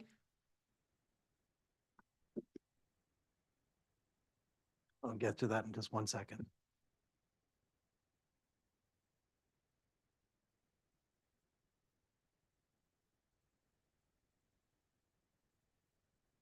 Sure, to council. So if we just look at the debenture column, if I can, we're still proposing. Oh, I'm sorry. Yeah, I'm not even looking at that. Mayor Shantz, I believe it's 225 in your package. Which page? That's where I was. I wasn't sure if that's where Jared was. 225, Yeah, sorry, my okay. apologies, council. Yeah, so on page 225 of your package, under the debenture column, we're proposing to leave the 1.944,300 for Breslaught Drain 1. Then moving down to the $3,955,462, contained in there is 2.91 million for Peel Street. We're proposing then to defer. There is also 720,255 thereabouts, which was assigned to Greenhouse Road, previously approved last year. And then there's a difference of about 325,000 and change in there that we would say defer as well. It's just there to pick up the difference. So really, what is approved as of today is that 720,000 assigned to Greenhouse Road of that 3.955 million, okay? That's important. The 2.608 million is for land purchases that was discussed previously, so that's proposed to remain. If we move down to the hot mix resurfacing program, there's 1.745 million shown as a debenture. That contains the cost to do both Maryhill Road and Side Road 16. That totals 1.745 million, but you will notice on the infrastructure reserve line and on the levy cost line, there's 645,000 infrastructure reserve and 205,000. That equals 850,000, which is funding Spitzig Road that we were just talking about reallocating. Moving down the debenture line, the next item we get to is the North Sanitary Pumping Station, previously approved project.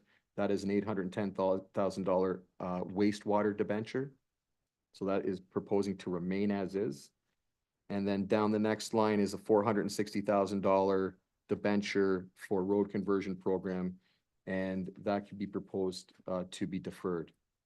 And that's how we come up with the remaining, including Greenhouse Road at 720,000, would be about $608 million in debenture potential. So that could be reduced further if council were to decide to fund that $720,000 debenture for Greenhouse Road through the use of the hot mix monies that's available. Mr. Fairweather, did you get the answer? Through the mayor. So you're looking at debenturing about $6.1 million and it's about 129,000 per million. So you'd be 787,000 roughly per year.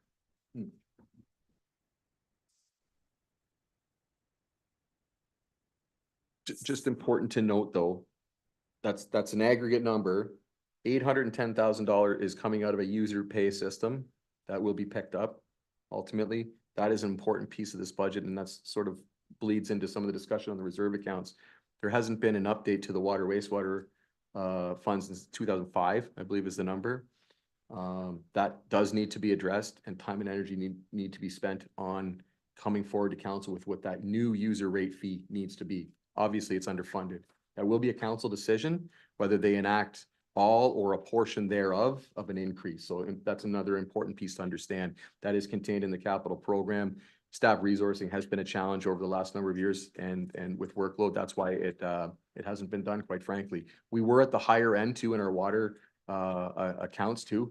Everybody is caught up and beyond now. So it needs attention. We recognize that from a staff perspective. That is a reserve issue. That's certainly in our care and control that we should be able to hopefully move forward this year. That is the intent with council's blessing. So that's important when Director Fairweather mentioned that 6.1, it's really 810 is already accounted for the waste water debenture. That is going to be picked up over time with user fees. The other piece to note is of that 6.1, almost 2.6 million is a quick in and out essentially on land purchase too. So those are short-term carrying costs. So really, it was an aggregate number, quick number, but there's some nuances in that too. It would lessen that carrying. Those are important nuances though, Very. because we'd be looking at adding that to the operating budget next year. So is it possible for you to refine the sort of with the changes that Mr. Poupey has suggested, what the carrying costs would be on that? Can you take a few minutes and do that calculation? Thanks, Councillor Schwint. Well, Mr. Fairweather's doing that. My quick comments on that is, I can't believe I'm saying this, but I can't support reducing all those road improvements this year. I think that's just deferring maintenance that we're already behind on. So I appreciate them listing them. I would like to defer some of them, but others, that's just too much of a cut to that budget, in my opinion. We'll also need to look at some other capital outside of the roads department for cuts. Councillor Grant. Thank you. Picking up on Councillor Schwint's kind of line of thought, I would agree. I would like to maybe see Spitzig stay simply because that road is in need of repair work. I'm wondering though, however, for the conversion, what is the state of those gravel roads? Are they already in good condition and just are suitable candidates for conversion, or is that maybe something we can look at deferring for a year if they're still in good condition? Yeah, thank you. Through you, Mayor Shantz, to Councillor Grant. The conversion program that we're speaking of right now is dealing with that southeast quadrant in Breslau. So that's really limiting our operations costs. Converting gravel to surface street, while it's an outlay of cash, it does have a long-term benefit. So it is, some would argue, well, why are you converting roads if you can't even maintain your existing road systems? But there is actually an operational benefit to removing gravel. A number of municipalities surrounding us have done just that. So there isn't a need to attend to that road on a yearly basis like there is gravel, and yet we're or 3-year cycle gravel is. We're 7 years or beyond for surface street, depending on the volume of traffic. So really, there's a cost saving measure, but there's an outlay of cash up front to do that. So to long sort of way of saying, to do a proper conversion, it costs you some dollars, but it does have a long-term savings impact.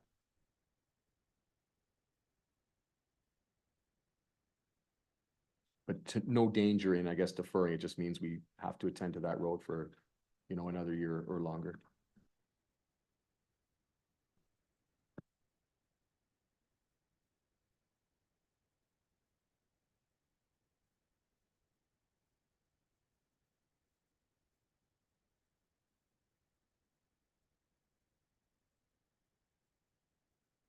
Another question for Mr. Pape, the George and High Street projects caught my attention as well. I was hoping with the removal of the sidewalks, we were gonna see some, I guess, more significant cost savings. Curious if you could speak to that at all. That's you, Mayor Shantz, to Just- Councillor just Schwinn. for a- I Oh. had a conflict of interest on that Oh. project, so go ahead and discuss it. Do I need to leave or can I just, no, okay. Yeah, I'll it's a just, good- I'll just remove myself from the conversation. Through you, Mayor Shantz, to Councillor Schwinn. Yeah, so if we recall, so there was the removal of the sidewalk, which I believe was just north of $100,000. But what the decision was to replace the sidewalk with road. So there's no cost savings really to speak of, because we just replaced that area with asphalt and curb. Staff were going to have a narrower road when we came with the cross section to account for the sidewalk. The decision was to remove the sidewalk, but to maintain the large width of road. So it's pretty much a wash as far as what that cost was, really. If we did no sidewalk and made the road narrow in anticipation of sidewalk in the future, there would have been $100 and some odd thousand cost saving. But that's not what the decision was.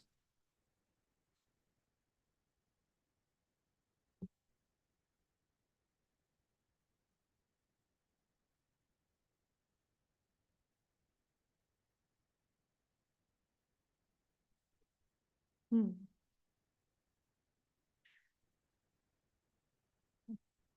Right, yeah, thank you. Through the mayor, so what's in the budget would be the 6.1 roughly to borrow in total.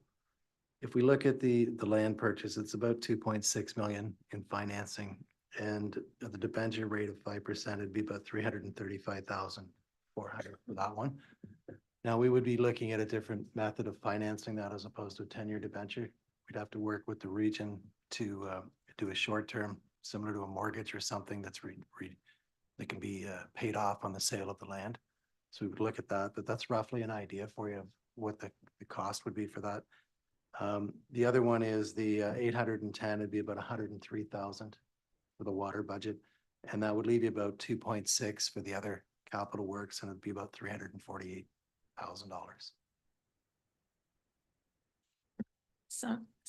One of the projects or somewhere in there, we had discussed internally financing. Did you take that into account? Through the mayor, if we internal finance, it just means that we're borrowing for ourselves. It still has to be repaid and it would be at the same rate as what we would debenture for. It's just that we're holding it internally because we can only debenture for an item that is an asset and has a specified life period. My understanding is the drainage that we're correcting in Breslow doesn't really meet the debenture, so that's why we're looking at doing it as an internal borrowing.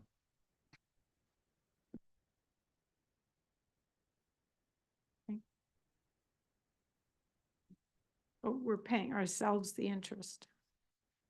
So is that part of the, It's part of the overall number, the 338, 348. Okay. It's in there, so we'd be just borrowing it at the same rate, but it's being earned by the city as opposed to paying a third party.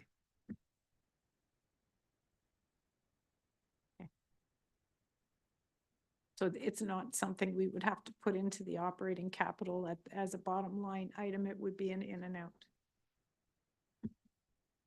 It still has to be shown as an expenditure for repayment within the operating budget.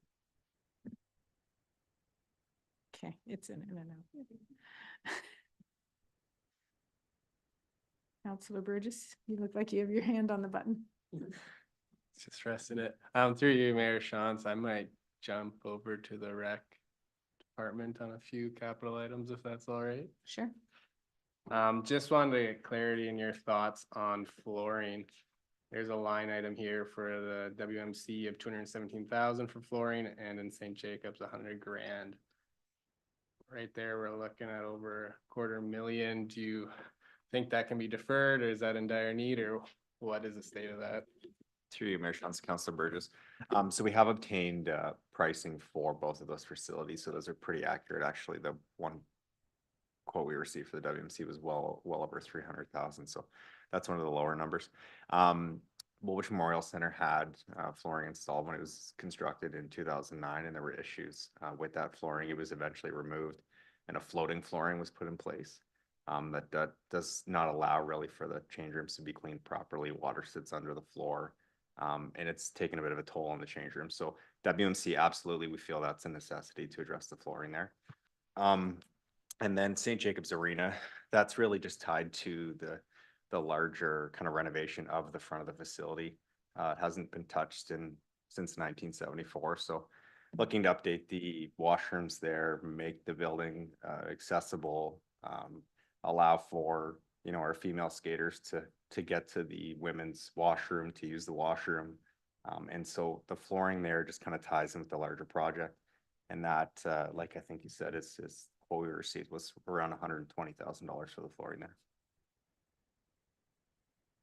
Just want to add to that comment and whether those could be deferred. And I think that I just want council to be aware that we want to be committed to capital reinvestment in projects, especially where the community is coming in and paying for use of those assets. So there's one thing of public amenities and whether we can afford to defer, but I think we have to be careful and cognizant of health and safety concerns, asset renewal, especially when we are asking the public to pay for use of those facilities. So I wanted to add that for some context. And that 300,000, is that like the whole main floor, or is it upstairs too? And can we just do the bathrooms or something, or is it right across? The 330 for the WMC. So that includes flooring for the hallway, all the change rooms, replace the partitions to the toilets facilities, and new lighting in the change rooms as well too. Putting in a sealed fixture. There's moisture that's gotten into the lights over the last 15 years and been a bit of a pain because of the floor. We used to, hook a hose up and clean the washrooms from the top down once a week, and we haven't been able to do that in that method for a number of years now, over 10 years. So it's taken a bit of a wear and tear on the facility, and it's important that the new flooring will allow us to do that and provide, change rooms and facilities that we're proud to host our minor groups and users.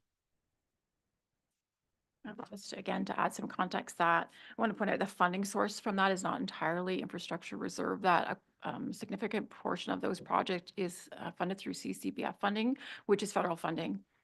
So just want to make that, while we could shift other projects if that was council's wish, just to point out that those projects, you know, if we're trying to find infrastructure dollars to offset the contribution, those are not fully funded through the IR fund. So just want to, and we can break that down if you want, just to point that out, that there is significant component charged to other asset reserve funds. I think that's something for us to keep in mind too. Which of these projects is there potential to get other levels of funding for, either partially or fully? And I think that was part of the intent with the infrastructure reserve when it was set up too, that we would be able to make use of opportunities as they come up to apply for some of those. But I understand why it's morphed into what it has. Sorry, Councillor Grant, did you have your hand up? Because no, okay, Councillor Schwinn, go ahead. I've got to support Councillor Burgess on those questions on the WMC and St. Jacobs. When I look at $320,000 for flooring, 5 years ago, we're building a house for $320,000. So I know prices are up, but maybe we have to take our time and investigate other options and see if it'd be a more competitive environment coming up in the next 6 to 12 months, because that has a lot of sticker shock for me in a lean budget year. And then I'll follow up with St. Jacobs renovations. I do understand it's been almost my lifetime since that building's had significant improvements, especially to the entrance. But we're looking at spending $250 this year on cosmetics, I'm going to call it, plus new floors and boards next year. That's a lot of money for an aging facility. Is that something we can look at? Is it more efficient to do both projects at once?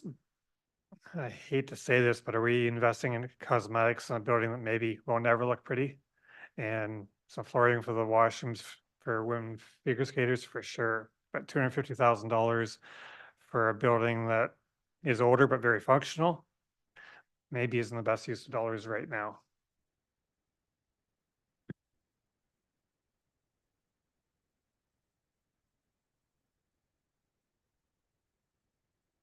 Through you, Mr. Mayor Gallagher, Shantz, huh? just to council.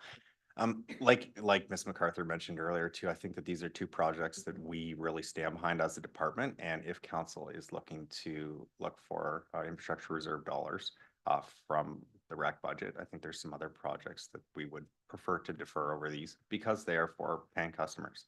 And these are, you know, things that we feel are important and need to be addressed. Which projects? So a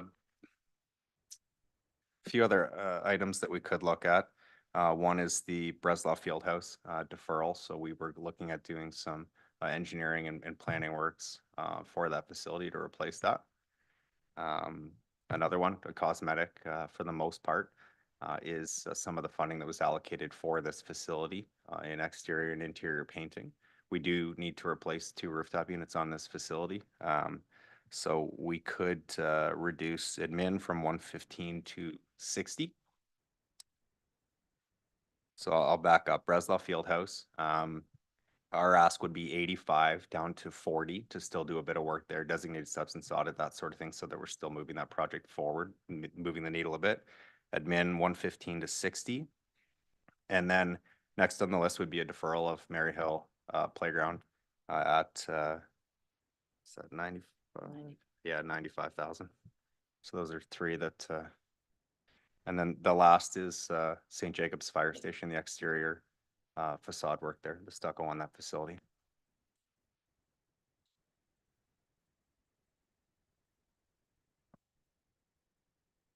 Did you have the total of those options? 35, 55, 90, 185, 255. Thank you. Councillor Cadeau. Thanks. Can we, excuse me, can we get that figure for the federal funding that we would be leaving on the table if we didn't proceed with those? just through you, Chairman to Council, we're not leaving that. We already have that funding allocation. So Mary Hill Playground, for example, is CCBF funding that we are given annually as a township, and we split that between IS and RCS based on a percentage. So the Mary Hill PlayStation is 95,000, that's CCBF funding. So if you choose to defer that project, we would shift that money to another project and free up the infrastructure reserve funding in that case. So probably of the 250, half that would be CCBF funding. So there's probably around 100,000, give or take, that could be shifted to free up some infrastructure reserve funding.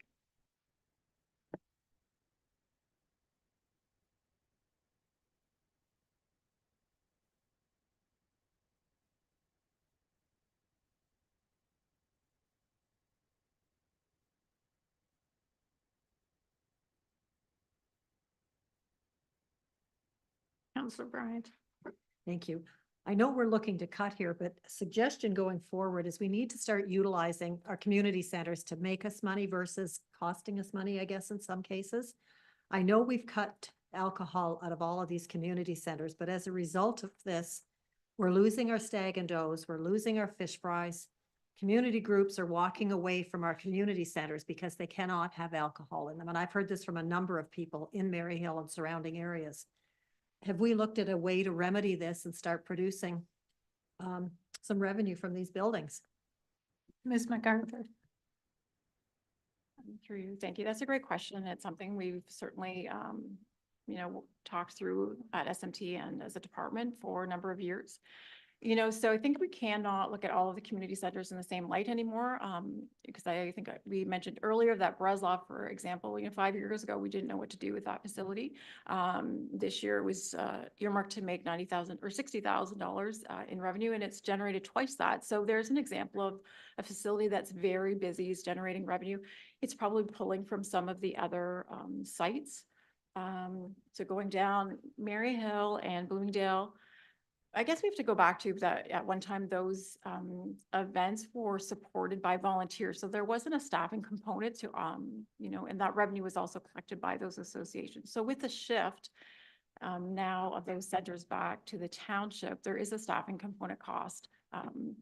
And we just didn't feel as a staff, it was hard to find part-time staff to go out and work those events. We're finding most of the renters were from outside of the community, and we just didn't feel that the risk and exposure for having alcohol events, was what we were in the business of doing. We're opening those centers up to support events in the community.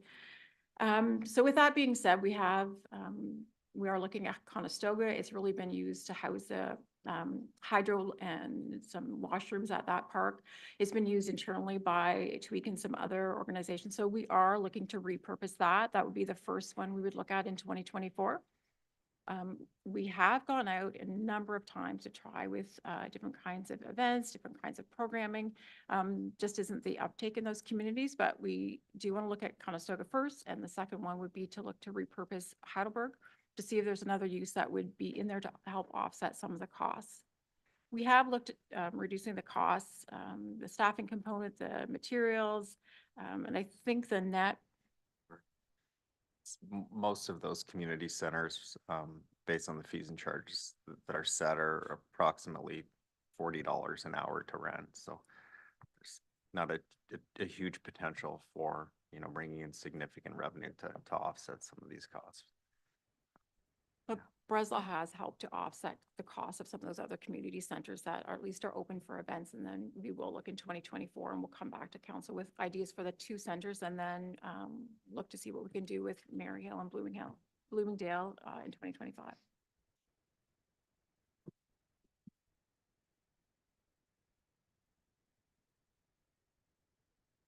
So I haven't kept a running total of where the debenture stands, Mr. Fairweather.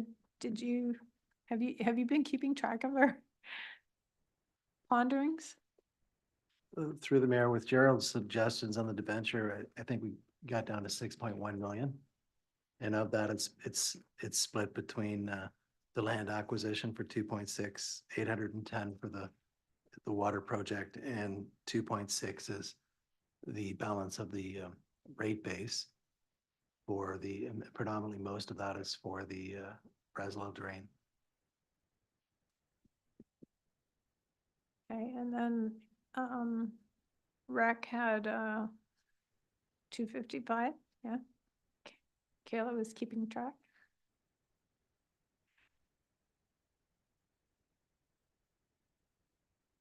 Okay.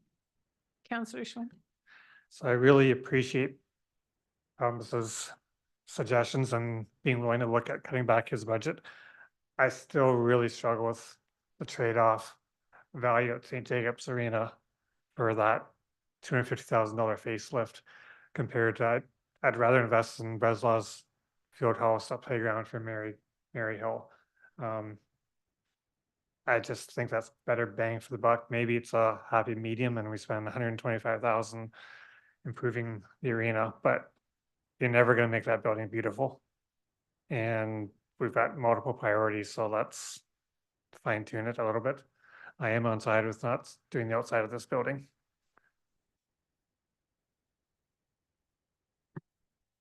Just as another option for council to consider. So we could, if we remove flooring from the St. Jacobs Arena project, we would eliminate $120,000 from that. And that would leave, what's the total there? 330. So we're looking to replace 2 dehumidifiers in that facility. And for those of council that have been in there in the last few Septembers, it's been a bit of a challenge. So those 2 dehumidifiers are $120,000. And then the remainder of that was to renovate both public washrooms. They're not accessible. They haven't been touched since 74. And put partitions on the washrooms in the change rooms and sinks in the change rooms and that sort of thing. What's the life expectancy of that arena and how are these renovations contributing to extending that, I suppose? Yeah, so since 2007 at that facility, we've done in addition to add new change rooms, we have replaced both roofs. We've replaced the parking lot. We've replaced every component in the refrigeration plant outside of 2 compressors, which are $50,000 or so to replace. And then plans to replace the floor next year in the lobby this year. Just for council's, information to construct a new single pad arena facility, you're looking at a minimum of $20 million. So it's much more cost effective for us to address some of these concerns. And like I said, we have addressed most of them over the last 15 or so years. So we're nearing the end at this facility. Mr. Brenneman. Yeah, I just want to reiterate something that I know that was brought up by Recreation Community Services staff as we were preparing for this week's budget discussions, and it's the part on, there is a number of parts of this project you just heard that unfortunately aren't like public facelift. There are places that haven't had sinks. There are places where the washrooms don't have partitions. This is an old building, and when we talk about serving the public with dignity and properly, we need proper hand sinks where they should be hand sinks. We need proper partitions so that people can go to the bathroom properly, etc. So some of these things ultimately really are more than just a facelift. There are basic things that modern facilities should have as we upgrade those situations. So just to be clear on that. 50 years is a pretty good life for a flooring. Counselor Cadeau. I'll just add that there are no immediate plans to replace that facility, and I don't think that we're going to be rolling with 2 ice pads anytime soon. So we really need to be looking at that as an asset that we need to upkeep. From my experience in St. Jacobs, that ice is well utilized, both for practices and for games. We're hosting people at that arena just as much as we are at the WMC. So I think that we need to be proud of that facility as well. And if it's a facelift, that's what's needed. I think that we need to explore that. What I'm more interested though is the accessibility piece with the washrooms. We can't ignore that. We can't just, let that go. I think that needs to be addressed this year. Counselor Grant. Thank you. Just to tap onto that, especially as we are mandated by the province for next year to be fully accessible. So I would agree that we can't really ignore that piece.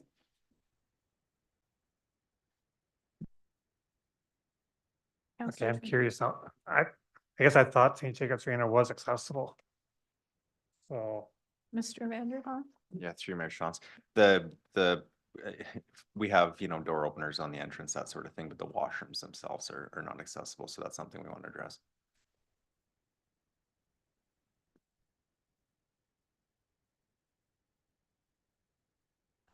Councillor Phil. Adding on that, I think, from my understanding, replacing the floor at the same time as addressing some of those accessibility concerns is going to bring you more value for the money spent. So kind of deferring the flooring when we're replacing, you know, some of the other amenities in that place, it might actually cost us more money than deferring the flooring till when we do like the outside of the arena, the floor in the arena and the boards and everything else. They're kind of separate and aside in my mind. So doing the facade in the lobby this year and then saving the other part for next year, I think is a prudent way to deal with the infrastructure.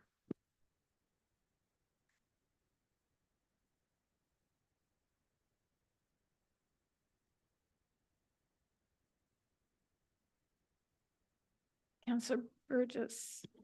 Just for clarity on the 100,000 for flooring and St. Jacobs.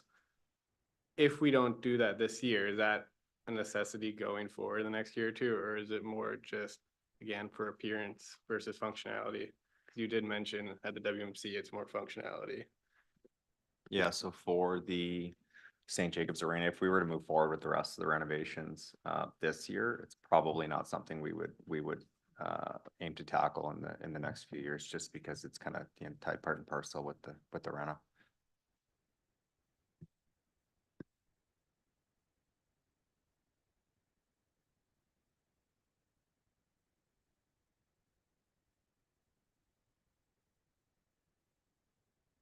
Where do you want to go next? Councillor Grant. Thank you. I'll take it to the firefighter training position, I guess, moving away from capital. I just wanted to ask the chief, how many firefighters last year needed to have their certification renewed? And how many were we able to complete in that last year? Just so we get a sense of where the state of things are. Chief or deputy chief, who wants to take that? Through you, Mayor, to Councilor Grant, just give me a second here. I'm gonna turn on my camera. There we go. I don't have an exact number to give you for in terms of, what was your question, to recertify? Yeah, essentially I'm trying to figure out how many we needed last year to be recertified, how many we were able to certify, and maybe because that position was only part-time, how many we were not able to kind of meet that criteria.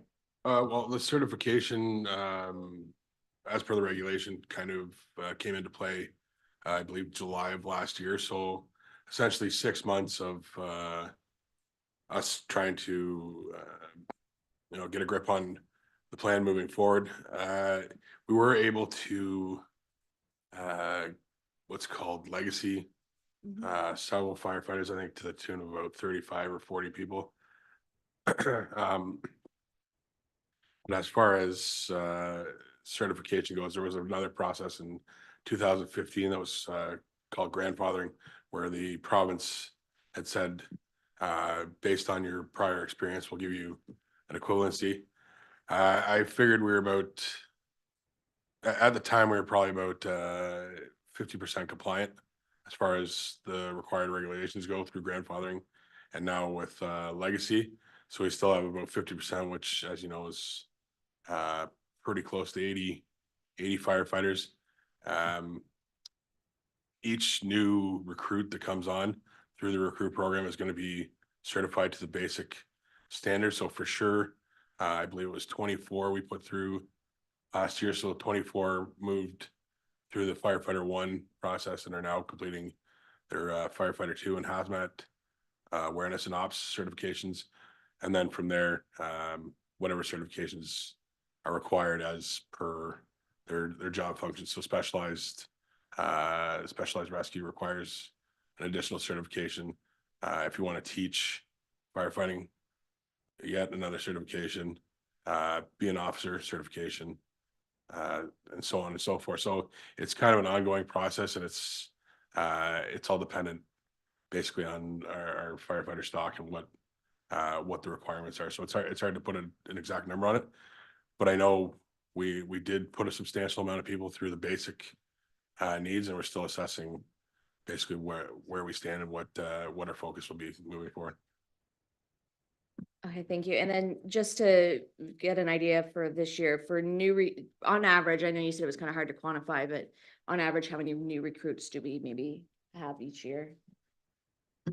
Just to give you a figure, in the 2 years I've been here, this will be my third recruitment, because there's one that was underway when I arrived. I think the first year was I believe 17. Last year was 24, and this year we're 15. So aggregate now somewhere between 17 and 20 seems to be the average, and that's through retirements and people having other priorities in life and leaving the organization. Okay, thank you. To add to that for Councillor Grant, we also have a lot of firefighters that are wanting to obtain their NFPA standard. So we've put through probably close to 15 or 20 firefighters or that are currently working on that as well. And that's something that we're going on. We have some that really want to get that, so we've been pushing that as well, so. I think in your presentation, you talked about some cost savings by having a trainer here and not sending firefighters outside. Do I have that right? That's correct, Madam Mayor, because for us to send a firefighter to even our local Conestoga College to take a course, it costs us about $350 to $375, where internally we're just the fee is around $75 just to cover the OFMs to register them through the course and follow the process through. Okay, thank you, Councillor Schwinn. Curious how many people on staff, full-time or volunteers, are qualified to give these courses? Through Madam Mayor to Councillor Schwinn. Right now that I'm aware of, we probably have about 6 people internally that are qualified to teach these courses. That'd be including yourself as deputy chief as well? Yes, that would include us. Councillor Bryant. Thank you. Through to the fire chief. Sorry, I'm choking here. How many hours per week does your trainer currently work? Through Madam Mayor to Councillor Bryant, his contract isn't set up on a weekly basis. It's maxes out at 50 hours a month. Thank you. Councillor Cadeau. It's dry. Thanks. Yeah, it's happening to me too. Thanks, Mayor, through you, to fire staff. Last week I had asked about legislation that covers equipment replacement costs as well as response times. I was wondering if you were able to find those pieces of legislation.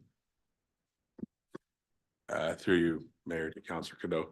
So just to give you some perspective, I contacted, we have a fire service advisor for this area. I'm not sure what other towns it involves. I had a lengthy conversation with him, and although there's no direct legislation that pertains to the replacement of the fire truck, there is specific NFPA standards which are referenced in legislation that speak to the retirement at 20 years. So through the fire underwriter service, they apply a rating to the township, and through that rating, insurance rates are based on coverage, like a top tier coverage, sort of pretty okay coverage to be vague about it, and then semi-covered, and the insurance rates are adjusted based on that, and that's based off of several NFPA documents, NFPA 1901, NFPA 1911, and those speak to the construction and the retirement age of fire apparatus. So again, although there is no direct legislation, legislation speaks to the standards, which in turn he seemed to think that it made it applicable. And to add to that, for Councillor Godot, in 2017, there was a fleet management policy that was brought forward and endorsed by council. And in that, there's a chart in the end of it that gives all the life expectancies and when we're supposed to retire vehicles. And all our fire trucks, pumpers, rescuers, aerials, and tankers were put in at 20 years. And that was through, they looked at different municipalities amongst our size and our revenue and see where they were getting rid of their trucks at that time as well, so. I'm gonna suggest that since this is a standard and not a guideline, that it's not mandatory by law that we need to be replacing them on a 20-year schedule. If our trucks are in good working order, they're meeting all safety and operational requirements, and it's not legally required to be replaced strictly according to schedule, I suppose my question would be to council. Do we want the fire department to go back and conduct regular, thorough assessments of their fleet and make the replacement decisions based on a combination of factors, not limited to age, but including the condition of the vehicles, its maintenance history, and budgetary constraints that we're faced with?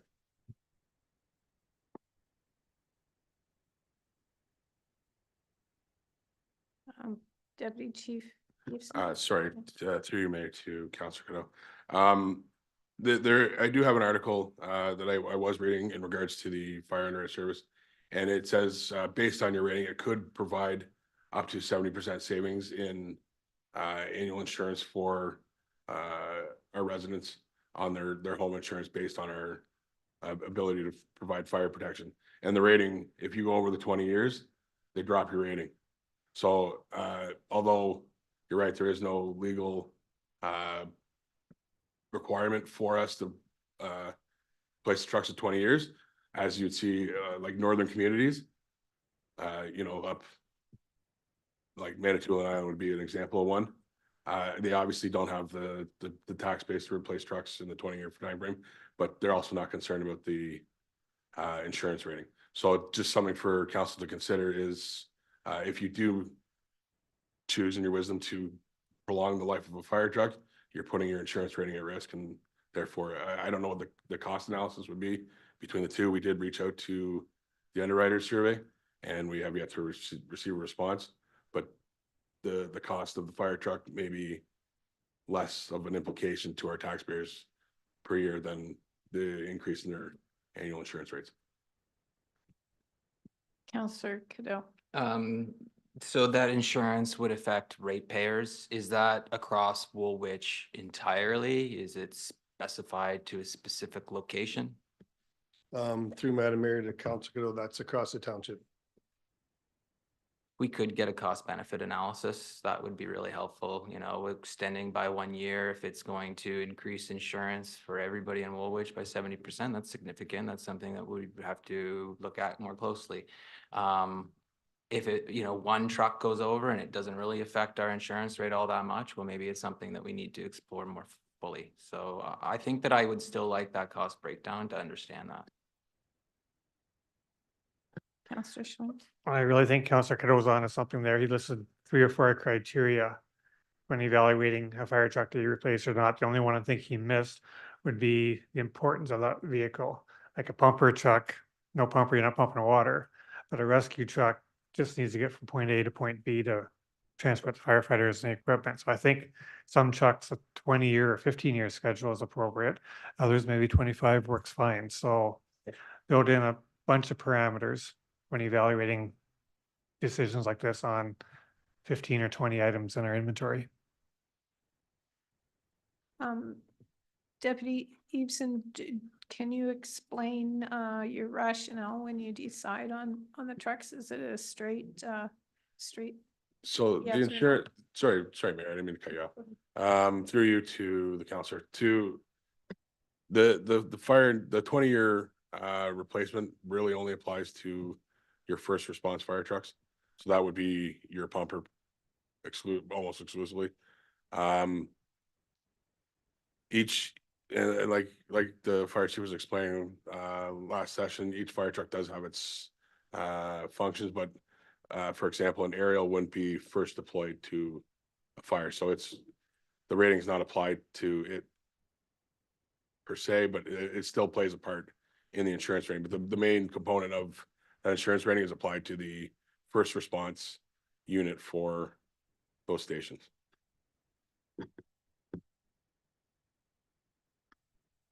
Remind me the request for vehicles from the fire, because there was a pumper, but there was also a fire rescue. And if what I'm hearing from you is accurate, that means that we could defer the fire rescue and it wouldn't impact insurance, and it's not violation of any legislation. Is that correct?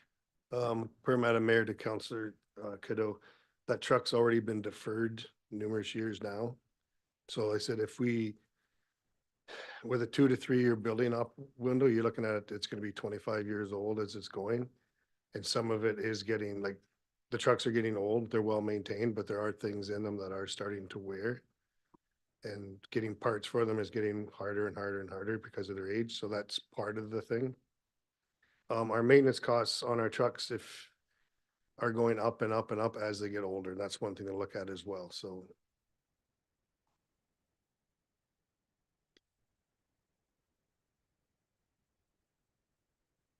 So trying to make my lines go straight across on these tiny numbers. The rescue unit at 1.4, we need to fund it this year, but it won't come in till 2026. And at that point, how old will the one that's being replaced be? Madam Mayor, so it's a 2002, so when it comes in 3 years, will be, well, 2 years will be 2026, 2027, will be 25 years old. Thank you.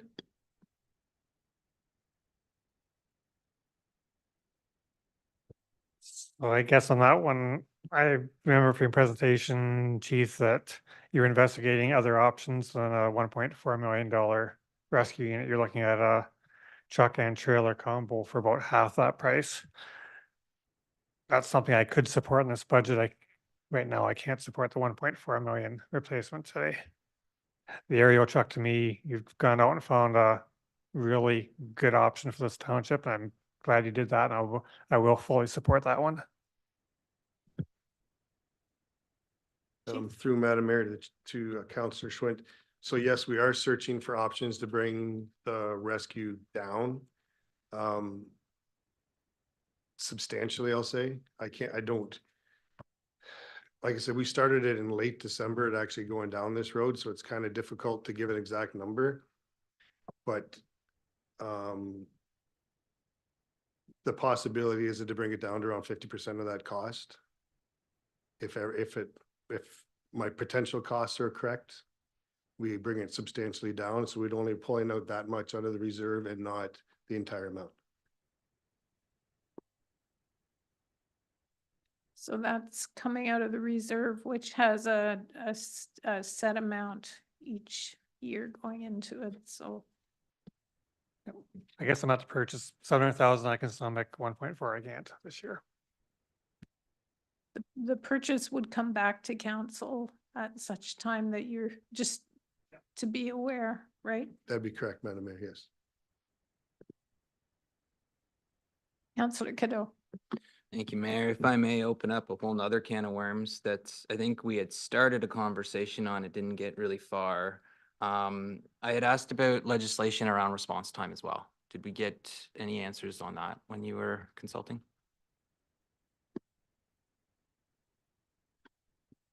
Again, I know it sounds like a bit of a show here, but there is no direct legislation that speaks to response times. They do have, and again, they follow an NFPA standard. A recurring theme is the NFPA really sets the standards and how we should conduct business as a fire department.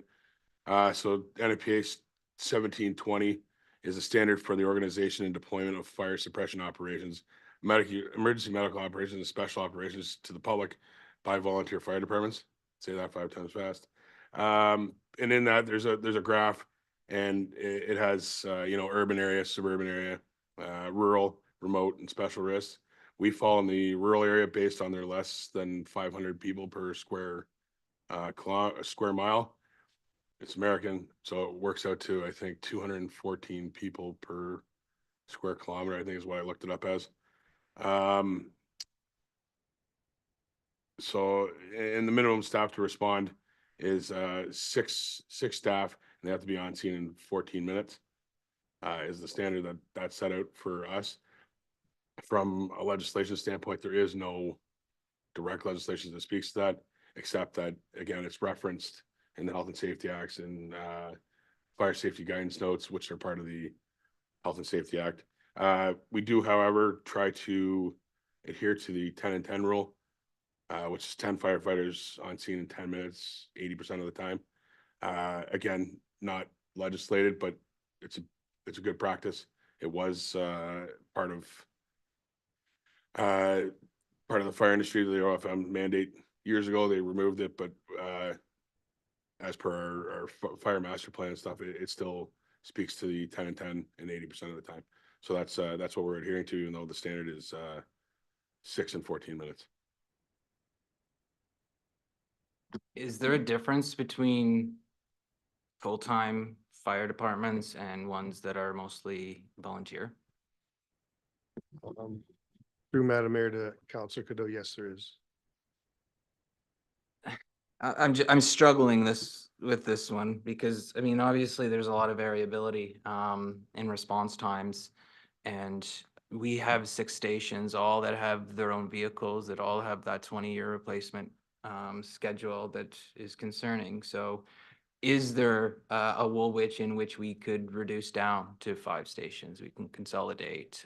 If we were to do so, would it impact the response rates as noted in the standards?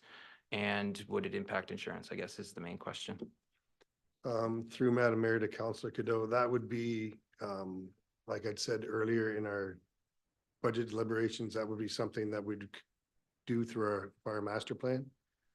Because the experts then will look at all our stations, look at the response times, look at our coverage areas, and they can figure that out for us if that's the direction of council at that time when we go to do that. I don't think that's something we can really come to terms with here in this discussion. Nor would I But- suggest, but if we're having a general conversation around the replacement of trucks, I think that it needs to be part of that broader conversation. So I suppose the last question is, when is the next time the master plan is going to be updated?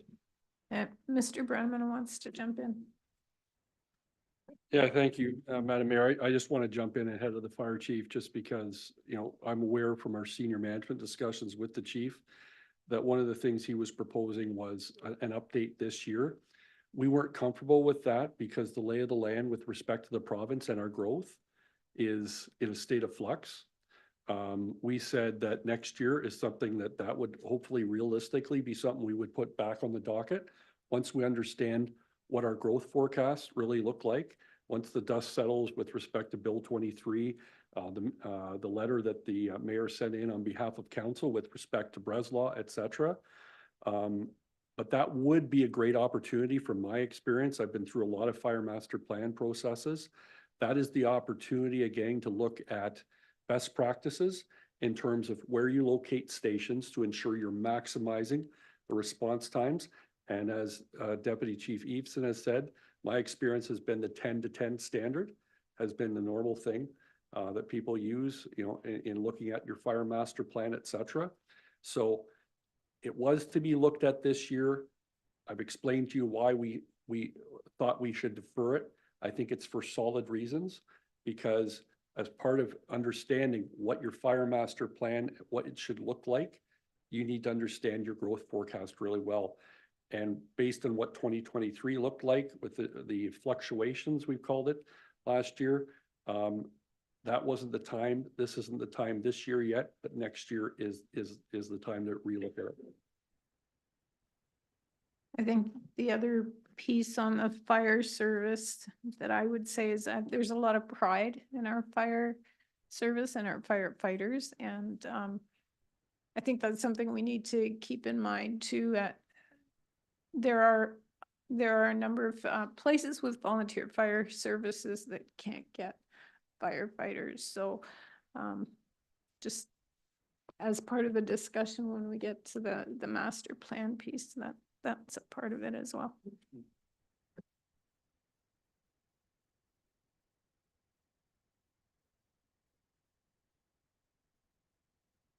Councillor Kiddo. Do we want to talk about the fire training officer? Because I think that stems from this conversation. If I'm not mistaken, that is something that has legislation attached to it, and that legislation is coming into effect very soon, if I'm not mistaken. From the conversations that we had, I think that this really does present us with an opportunity, not just to get our own house in order with our fire department and our volunteer staff, get their training up to speed, but we can also look at some of our neighboring municipalities that may also be struggling to get the same type of fire training in place. And maybe they don't have the size and the resources that we could pull together to fund this position. And it could be a source of revenue. Would it completely offset? Probably not, but I would love to see a business case come from fire that highlights how they anticipate growing this training position into something that could target some of our neighboring municipalities and townships to ensure that, you know, all of the volunteers can get training regardless if they're from Woolwich, Wellesley, Wilmot, or wherever. I think that there is opportunity that we should explore. Chief or Deputy Chief, did you do some of that work in your analysis to put the budget together? Through Madam Mayor to Councillor Kiddo, we did talk to some of our other municipalities, and like we had brought forth the other week, last week, is that once we get our house in order, then we can see what we can do. There was some talk through that whole conversation with the other fire chiefs and their CAOs of the possibility of adding a person specifically for that, which wouldn't necessarily have to reside in Woolwich, like I explained to Councillor Bryant. It could be in Wellesley, Wilmot, North Dumfries. It wouldn't have to necessarily be here. There is not, with this training officer position, we will be helping out through the joint training that we have set up right now. So this person will be helping to teach some of those courses that we're offering. We just did an Officer 1 course. We have an Instructor 1 course coming up. We do pump ops and we do hazardous materials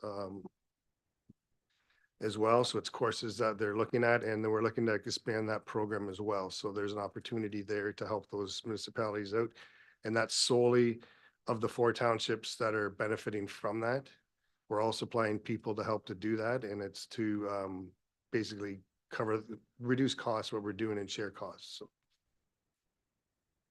but we can look at a complete business case going forward of and offer it at a later date this year to see what it looks like to help doing that as requested. So I appreciate that, and I want to highlight that we had talked a lot about the NFPA standards as it relates to equipment, as it relates to response time.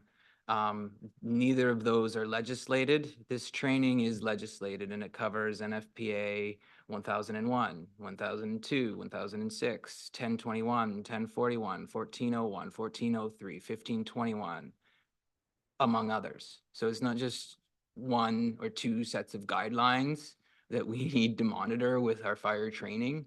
It is multiple, and that's why it's complex. And it requires this role.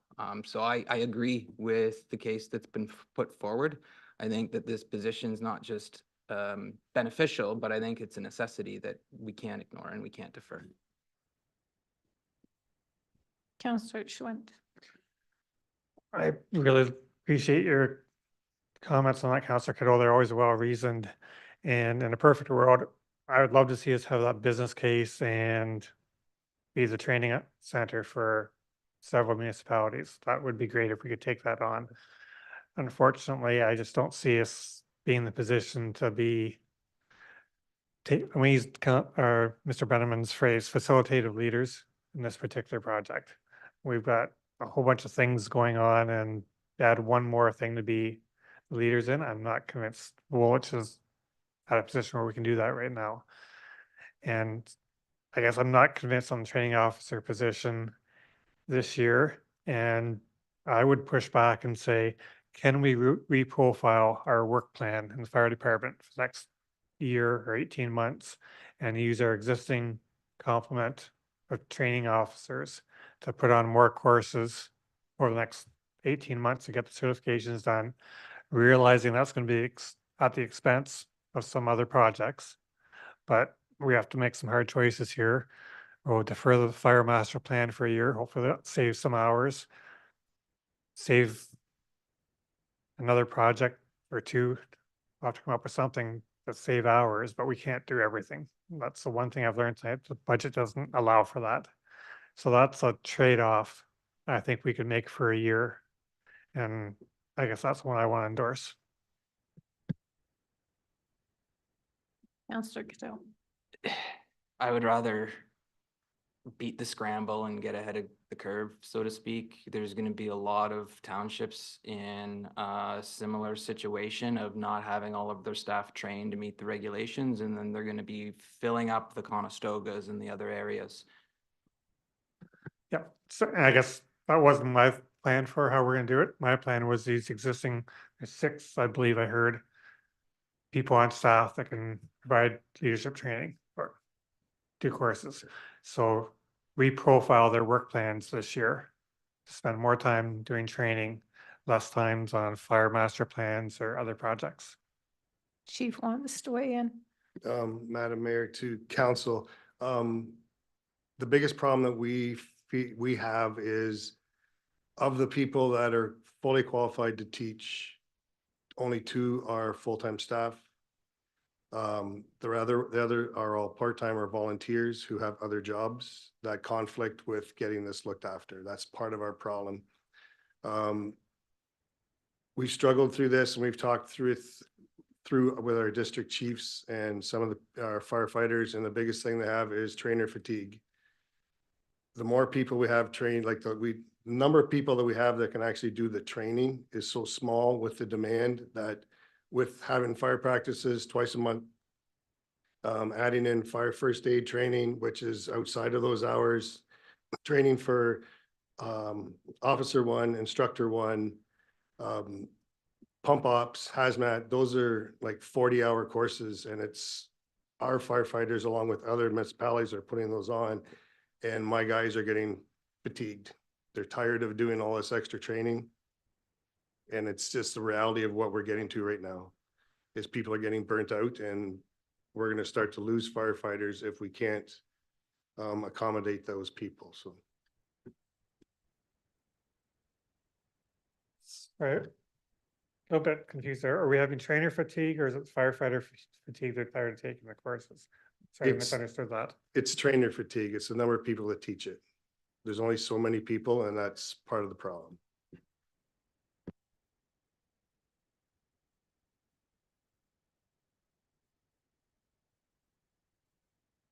Counselor Bryant. Through you to the chief. So you stated you have 50 hours a month you're putting into training. Is this one person that you're using the 50 hours for, or is it spread out through every individual that's capable of training? Through Madam Mayor to Councilor Bryant, that's for our part-time person. So for And that's that a one max amount that he's allowed to do in that month, yes. Okay, so it's just the one for the 50. Thank you. Yeah.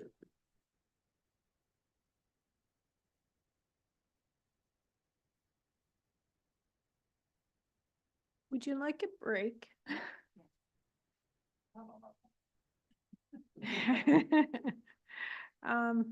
Let's come back at 8:30. 7 minutes enough? 8:30, 8:35 in there somewhere.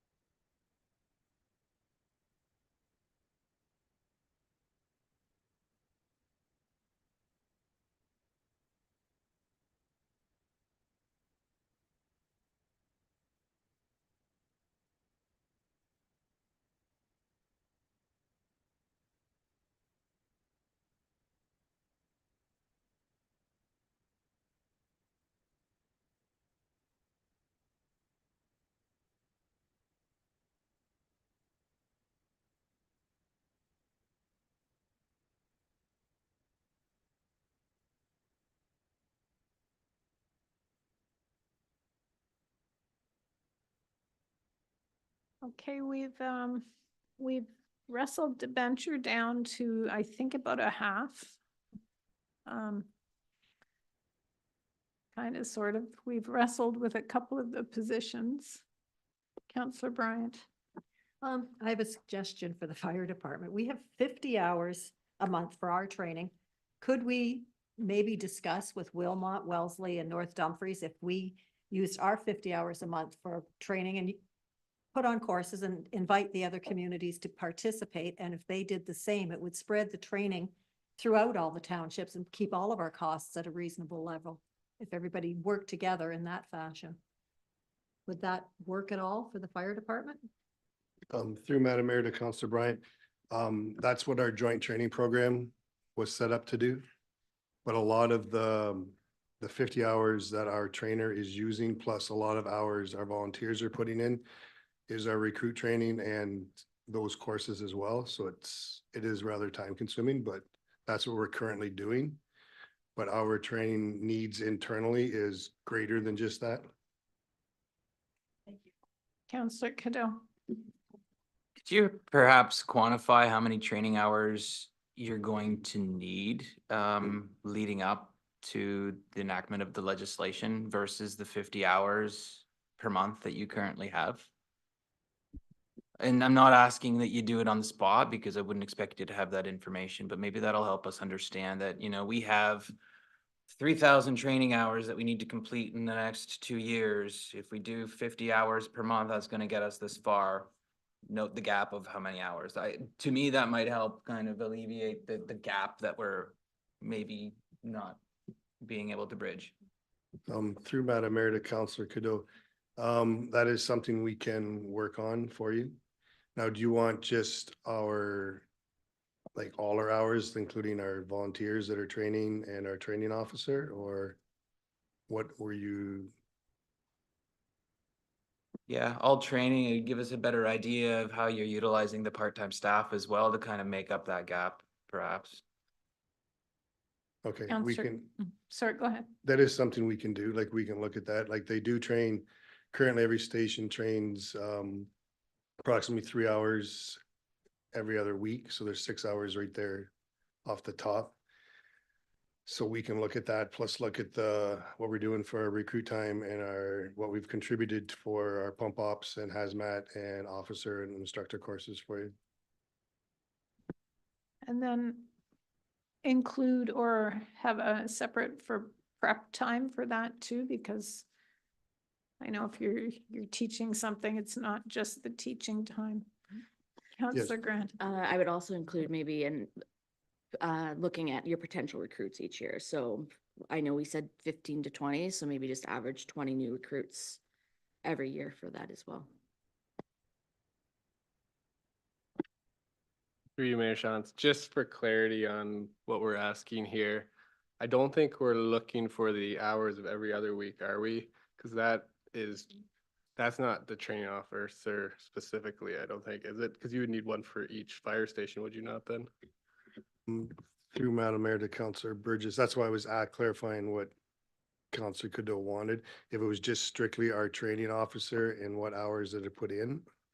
And then we do have our volunteers that help do our municipal training with our other group as well. So we'll look at those as well as a separate area. Yeah, a point of clarification, it would be the contact hours that the trainer has with the students, not necessarily, you know, there's 10 students in the class for 1 hour, that's 10 contact hours. That's not what I'm after. It would be 1 contact hour for that training professional delivering the course, if that makes sense. Yeah, so through Councillor Cadeau, so if it's a 3-hour course, then it'd be a 3-hour. That's what I was looking at straight hours. I wasn't looking at making it complicated. We agree on the statement of facts, then I love it. Simple's always good.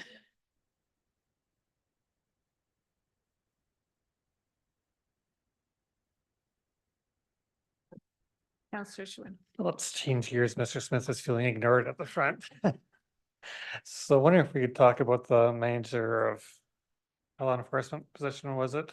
I want to start off by saying I'm fully supportive of the AMPS initiative. I think that's something this township has to do.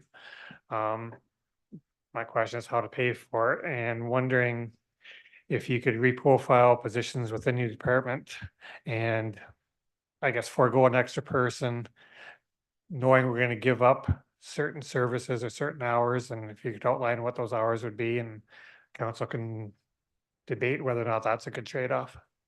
Yeah, through you, Mayor Shantz. I would first say, if you look at our budget, it sort of includes two components. It's the full-time salaries and the part-time salaries. What we looked at doing this year, or what I proposed in the budget, is to increase the full-time salaries to allow for that manager bylaw enforcement services. They would do some of the things that we're not getting to and that we propose. So AMPS, I think we can do with the manager position, we can do a bigger program, and it can come mid-year. Without that manager position, we could scale that back to parking only. And then it would probably have to be delayed. I'm thinking Q3 or Q4 of this year. The other thing I wanted, or I addressed in my staffing justification sheet, was we have 5 bylaws that we're aware of that need review. Actually, since I wrote that, an additional one has come to light. We've had an issue enforcing something, so we could make that 6. And then I'm aware of 4 other bylaws that departments are asking us to support the development of, so that we can enforce it later, whether that's a review or a new initiative. So those are some of the kind of things that the bylaw manager could work on. For example, this year we did 1 bylaw review, which is the noise bylaw. I think that really moved that forward. But that was 1 bylaw in a year with our current capacity. And to be honest, I had to lead a lot of that work myself, and I was thinking that a manager would be able to do some of that work. The other thing I'll mention is that in that budget is the part-time salaries. And so in the past, we've done overnight winter parking enforcement. And if council wants, I'm sure the Director of Infrastructure Services could speak to how investing in keeping cars off the road helps winter control. And as well this year, because there were issues that came up, we dealt with noise enforcement, school parking enforcement, and some park security. There were some issues that the rec department was finding with vandalism and things of that nature. So I guess that I would put the question back to council. Are you looking for us to, if we continue without the manager position, we can look at doing the AMPS program. It will be delayed. It will have to be scaled back. Are we talking about reducing some of the other services that we provide from the bylaw enforcement field? I guess I'd put it back to council. What are you looking for? And I think if I can add a little bit of context as well, the last 2 councils put quite a large focus on customer service in all areas, and that's roads and bylaw and any kind of admin here, answering responses. And so that was their focus. Maybe this council has a different focus. We haven't really sat down and talked about that, but something to keep in mind too. So when someone, for example, says staff have increased over time, that was part of the mandate, or what those 2 councils felt was important to the township of the day. Mr. Poupey and then Mr. Schwint, Councillor Schwint.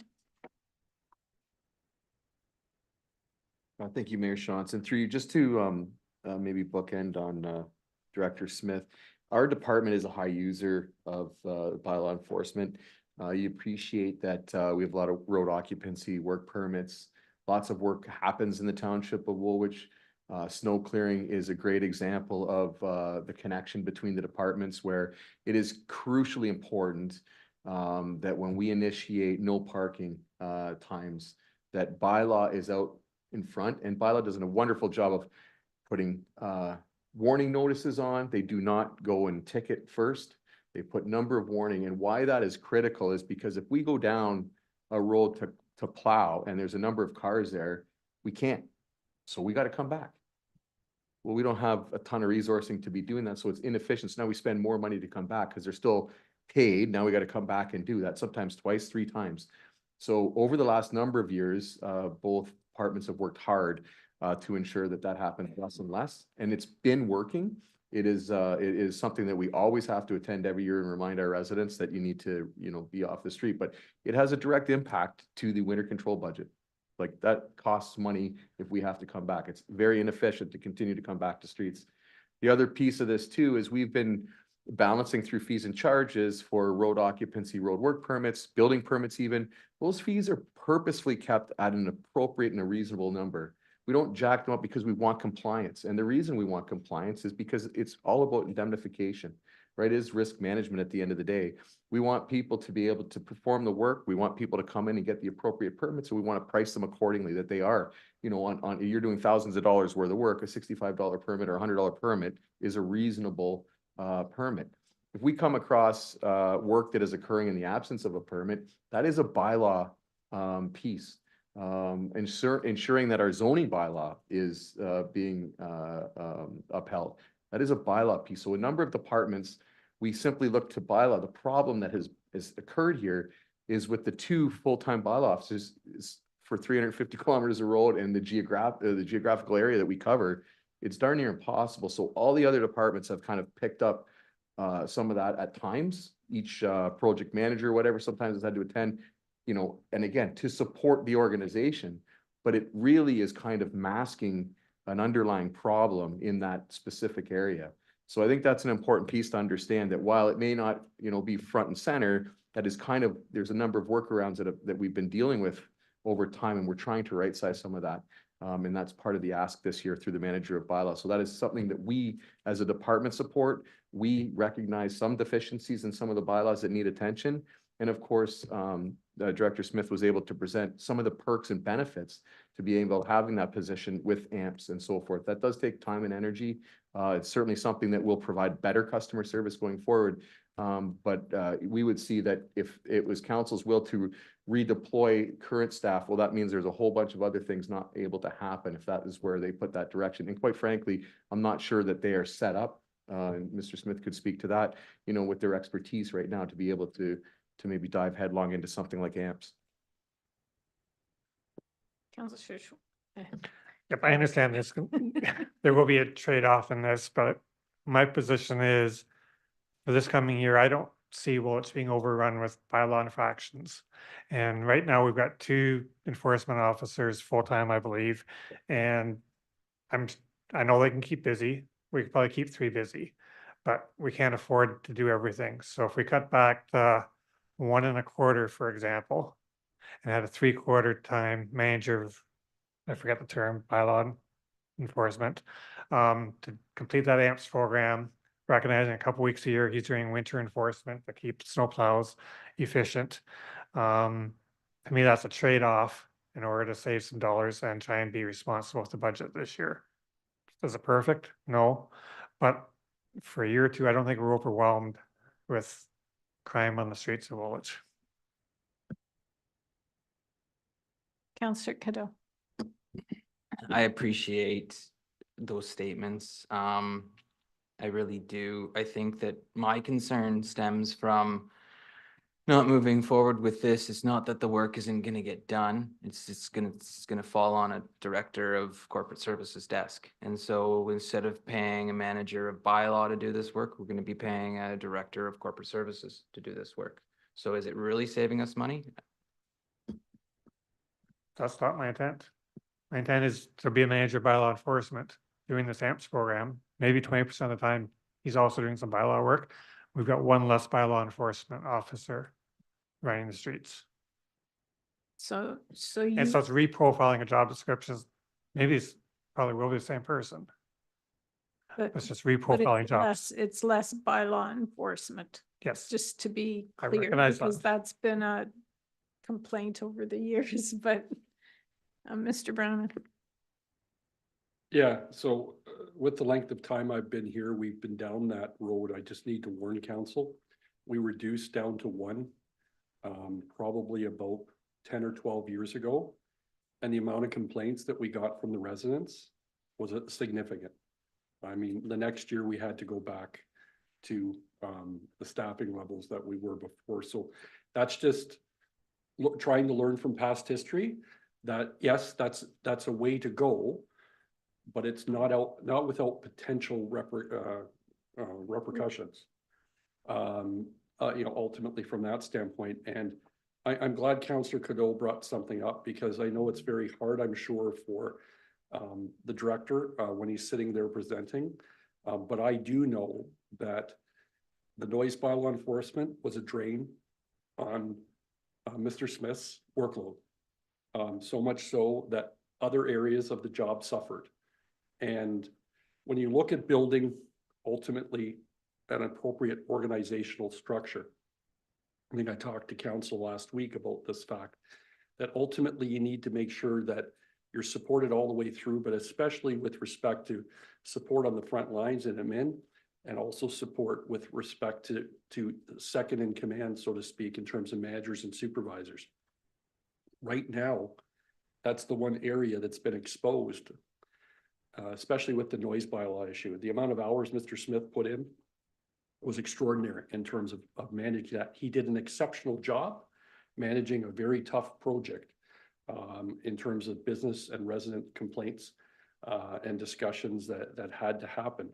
But I think that is another contextual piece that I would like council to consider, is that ultimately when you do reduce, it will fall out somewhere. And I don't think we can say that it won't fall out somewhat to Mr. Smith. And the only thing I would need help with, Councillor Schwint, is just to understand when you say 3/4 of a manager, you're talking about repurposing one of the existing staff to a manager level, and so they could do 3/4 manager work, 1/4 enforcement work. Did I follow that correctly? That's the intent. How you juggle the bodies is, I guess, a staffing decision up to you, but yeah, the intent is neither one is full-time, but we're trying to get the job done. So the last comment I would make is this, and that is that I think one of the things we also have to be mindful is, as we grow, more and more people struggle with, our bylaw enforcement officers are only available certain hours of the day. They're not available on the weekends when some issues come up, right? Jeff's done an extraordinary job in terms of trying to repurpose part-time hours to try and hit crucial, I guess, touch or critical touch points, issues that come up. But again, that's been more of a Band-Aid, right? To deal with the fact that as the municipality grows to 50,000 by 2051, at some point we will hit a level of service request from the residents potentially. I don't know when that will be, but right now, definitely, you could say that we are a traditional township structured on bylaw enforcement based on reactive bylaw enforcement, right? We do not go looking for issues. We do not go looking for work. That is the level of service that we've kind of had in place for many years. And I don't know when the transition will need to happen. But ultimately here, I think, as Mr. Smith has outlined during senior management's own deliberations, is the justification for this position is the strain on his workload, the ability to catch up on some of the bylaws, the ability to you've got to remember, corporate services, in as much as there are certain services they provide to the outside public, they are a big supporter, to Mr. Poupé's comment, of internal departments, corporate services being an internal support. And, the ability to do that, in terms of the amount of work beyond just the department, has started to increase as well.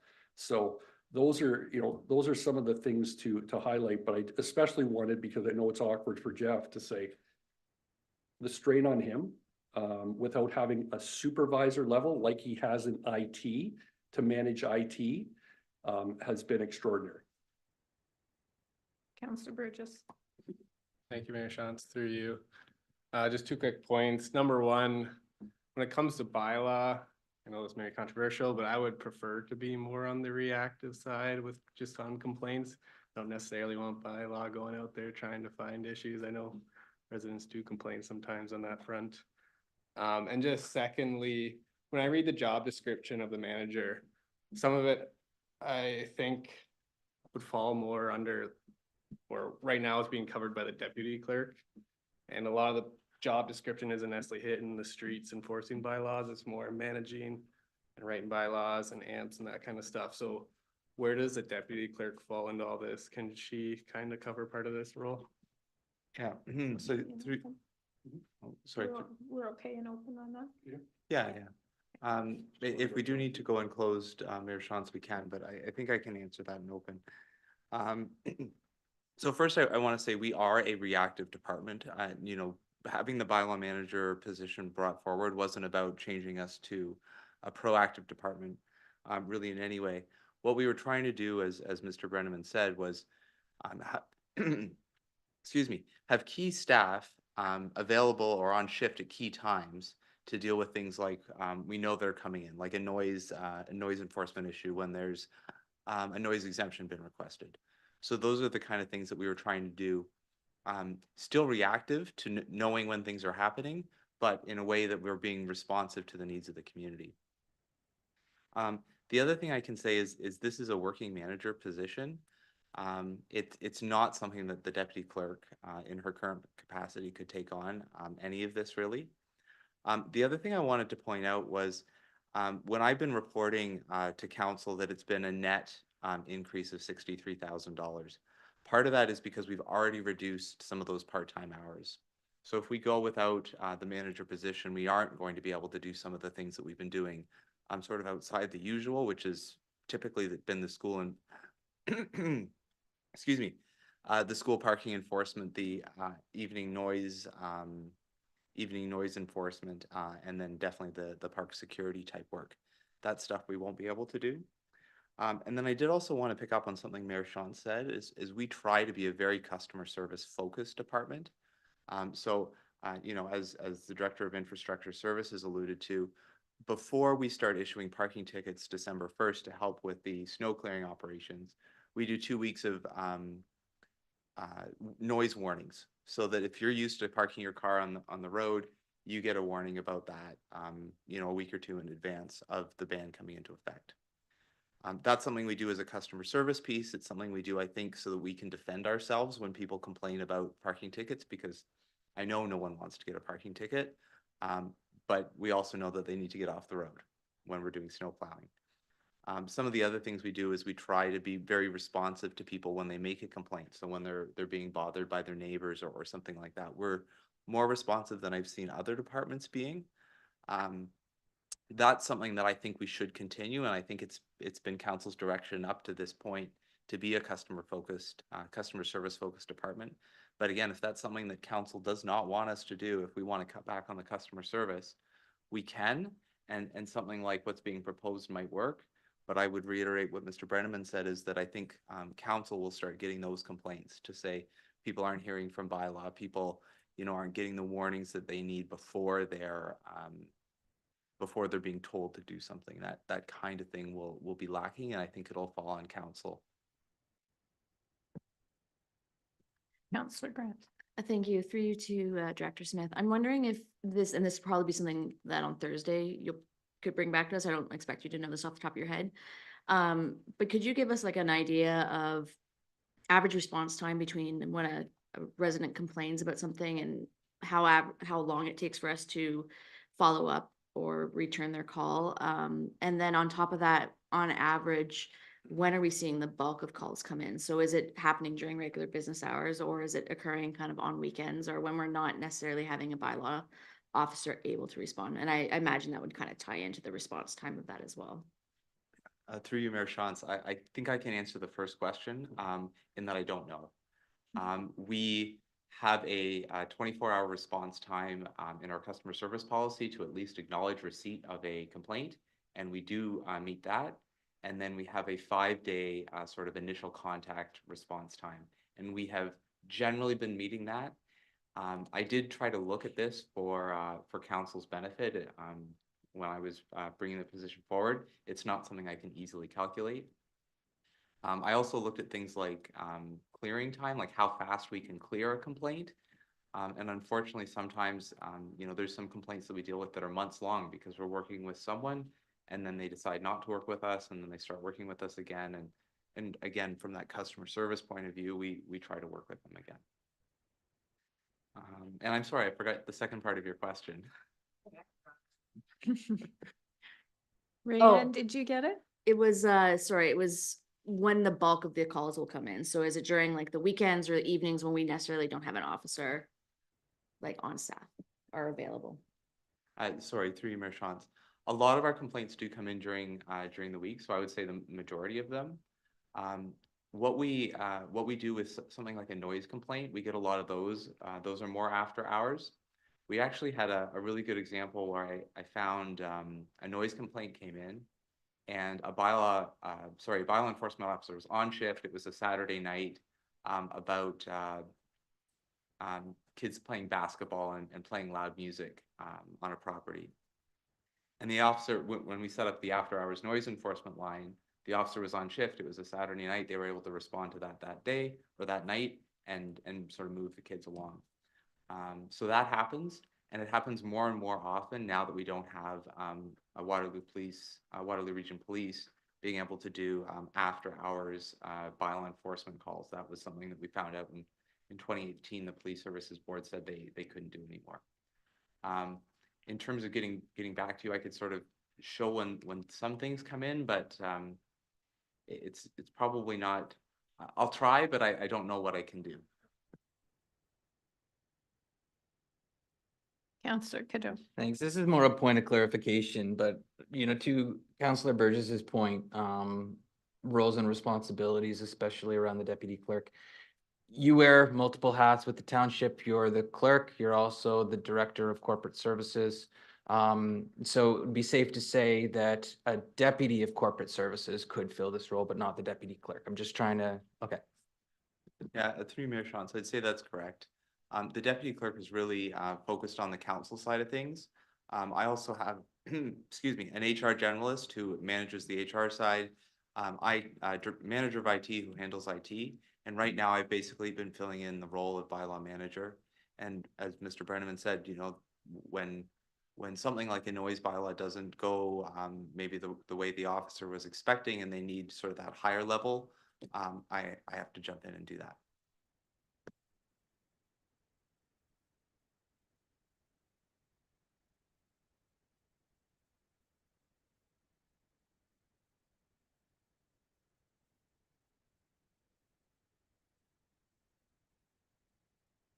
Anything else for this evening?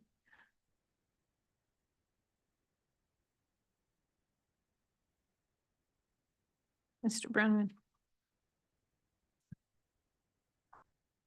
One of the things that, through you, Madam Mayor, to council, one of the things that's probably appropriate since we're on a lot of the discussion on some of the staffing positions, is also to speak to one of the delegation's presentations tonight.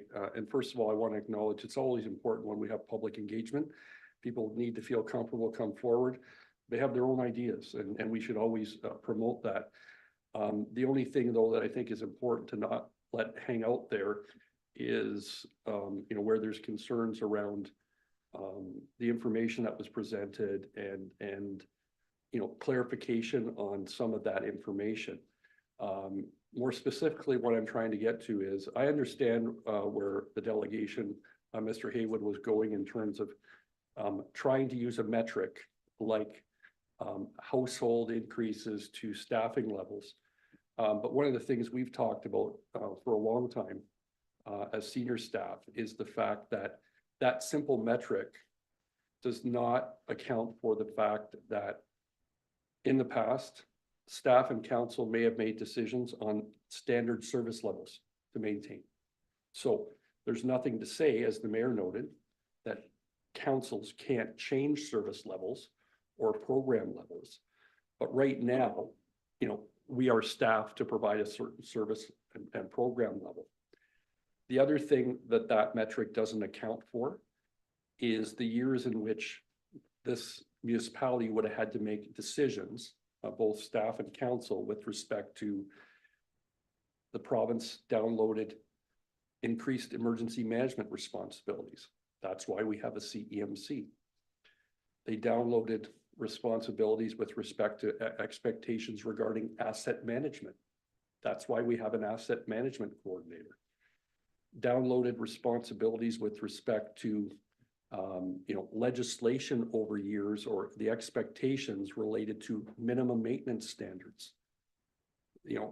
Yes, this goes well beyond even my time frame here, but Walkerton changed service or staffing levels based on how many certified water staff that you need to have, et cetera.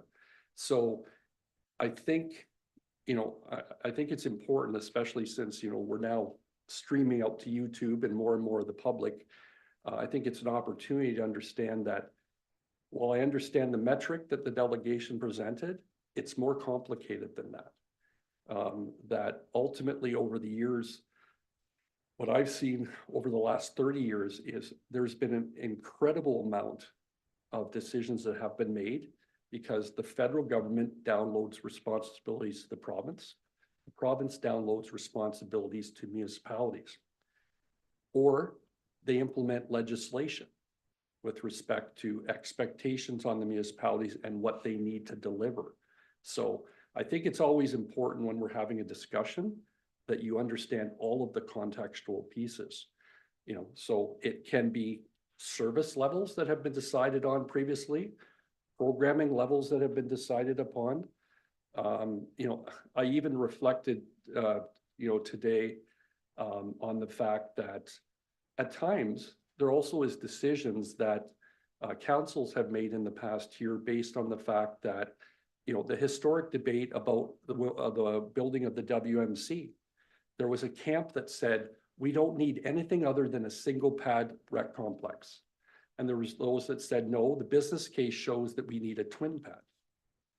Ultimately, at the end of the day, the twin pad debate won that debate.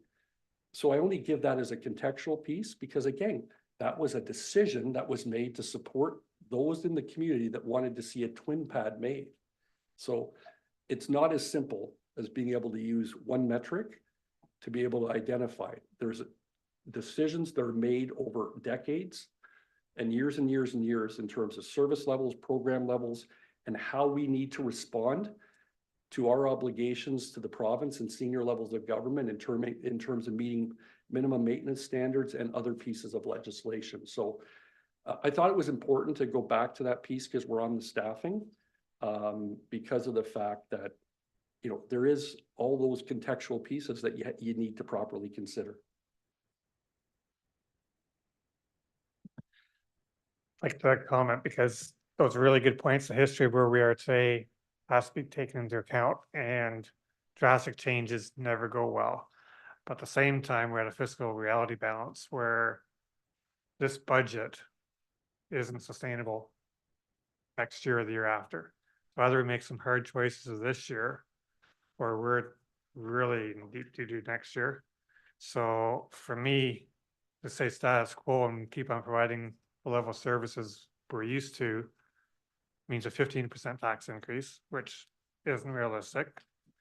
Cutting staff, I'm sorry, is not realistic in my mind because our staff are working hard and we want them to continue to work for the township. But continue on the growth trajectory this year, I can't support. So that's why we have to make hard decisions. We've had conversations tonight and heard good reasons why it'd be nice to have a whole lot of things. But at some point, we're gonna have to say, no, we can't afford them, or be prepared to say 15% tax increase. I don't think that's gonna get support, so. I can honestly say that in my 10 years here, we have this very same discussion every year. And we do. And I hear what you're saying and I don't disagree. My fear for the township is that if we don't keep up, at least, we're going to get really behind, because the reason that we're struggling now is because we got behind in the past. So that's where I'm struggling with. I would love to be able to say no tax increase, right? And, you know, I don't like borrowing money either, but, and I think this is a really good discussion. I think it's one we have to have and we have to struggle with, but we do have to struggle with it because there are ramifications both ways. Go ahead. Just follow up on that. We have this every year. One piece I'm missing is historical context. We know our tax increases over the years. We know where our borrowing's been over the years. Our reserve, total reserves was a number of years. To me, that's the one that really hit home last week. So I'm curious, do we have 15 million reserves 20 years ago and it's gradually gone down? Have we hit a tipping point where all of a sudden it fell off a cliff this year? Nice graph like that might be helpful for the next meeting.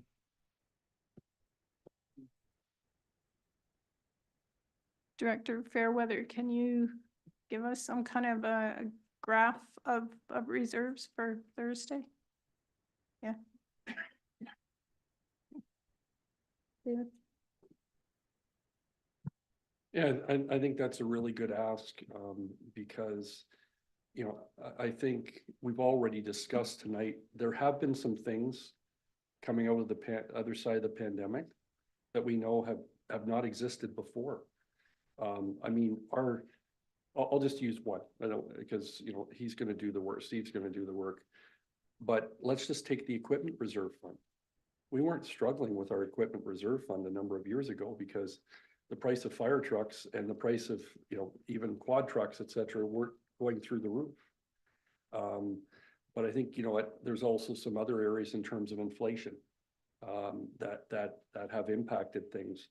You know, and certainly I think the other thing that Councillor Schwint mentioned, you know, made me think of the fact that, you know, the other discussion that we've had for many years, you know, is the fact that yes, we're a growing municipality.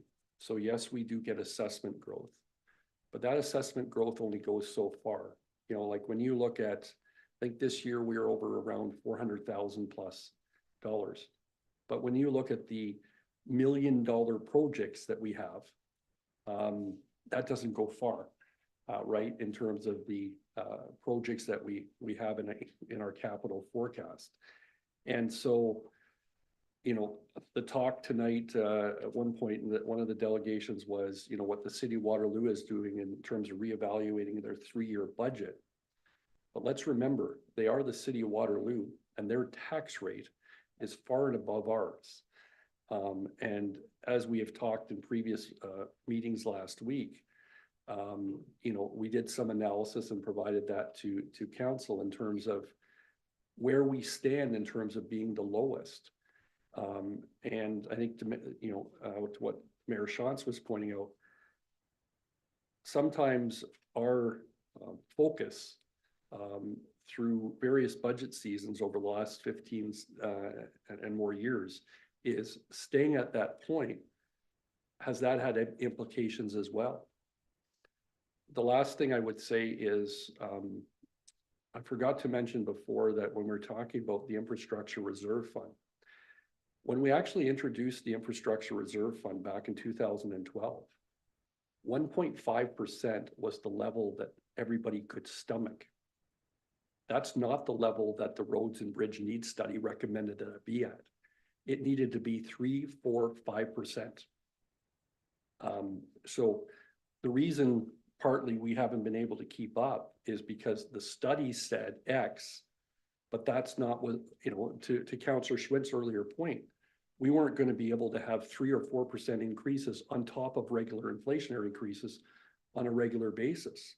However, you know, in terms of looking at what the actual finances that were needed to address just the Roads and Bridge Needs Study, to keep the good roads good, as Jared said, and to be able to stay on top of a good infrastructure capital program, the 1.5 was really just something to try and keep a lid on an infrastructure deficit that was getting very concerning while we hopefully waited for senior levels of government to make extraordinary decisions like provide us with 1% of the sales tax, as AMO has previously done in their study. So, I love these sorts of debates just because of the fact that there's a lot of contextual pieces to really consider. The decisions that are made over the years, not just by us, but other levels of government that all feed into things. And I understand where Councillor Schwint is going. It's kind of reminiscent of, the early years of my career where councils were making decisions, hard services versus soft services. But at some point in the last 30 years, what I've seen transition is the electorate has come to expect everything. They want quality roads to drive on, quality sidewalks to walk on, quality bridges to be able to make sure that they're safely able to go on. But they also want top-notch recreational facilities and community centers, parks that are acceptable, cemeteries that are upkept to the appropriate standards so that when they go visit their loved ones, the grass isn't too long and there's complaints. And, I think, also what we saw through some of our strategic plan focus group sessions is some of this playing out. I know Councillor Schwint and I were at the one in St. Jacobs, and what was interesting was, there are a multitude of asks, but at the end of the day, we discussed at that point, there is a finite point on resources as well in terms of finances. And that's where the tough decisions come in, right? Because the counselor I worked with years ago used to say it best, sometimes the hard decisions mean we can't be all things to all people all of the time. There just is so much finances to go around, and we have to make the best decisions we can in terms of where those investments need to happen.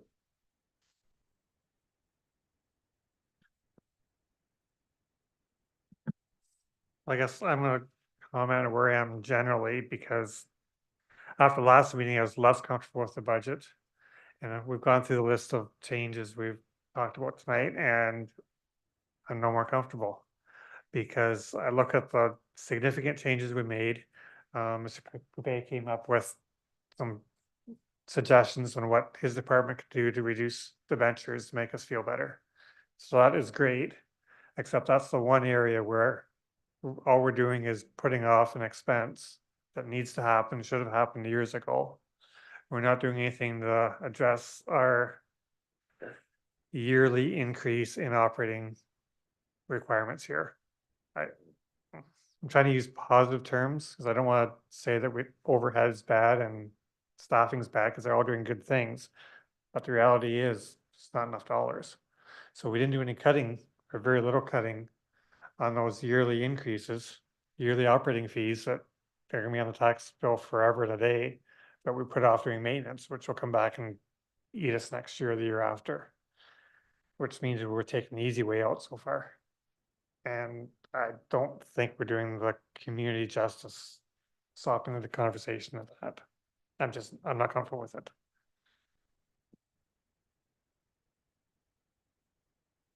Mr. Poupe.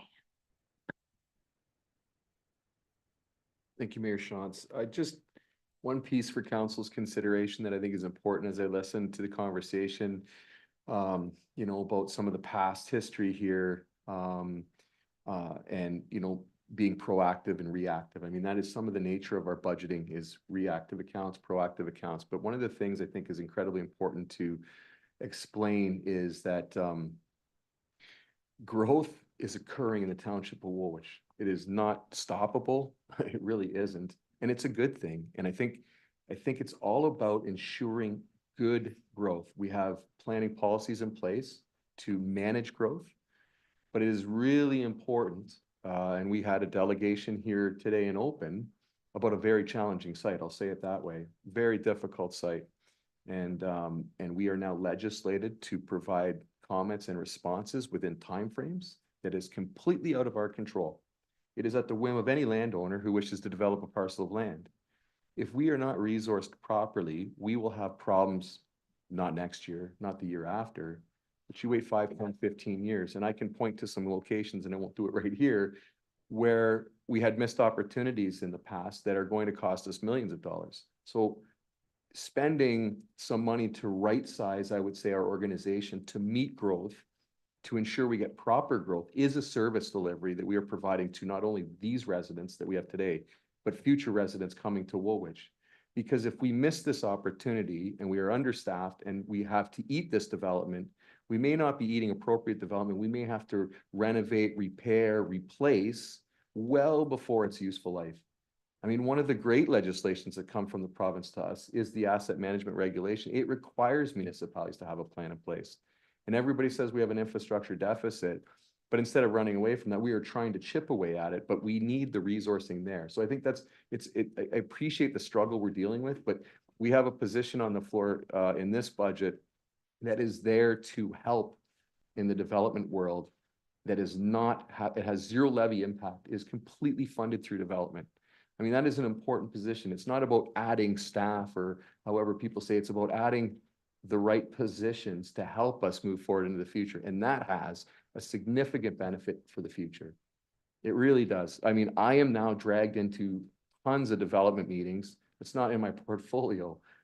It's infrastructure services. We're to take it from the development side and move it forward, but we have no choice. So what you're finding is we are all working directors. It's no secret in Woolwich. We all are working directors. There's no, we don't really do the high flying that maybe in some municipalities directors do. We are from, you know, the weeds and try to fly as high as we can here and forward think. So, you know, that is a significant deficiency in the township.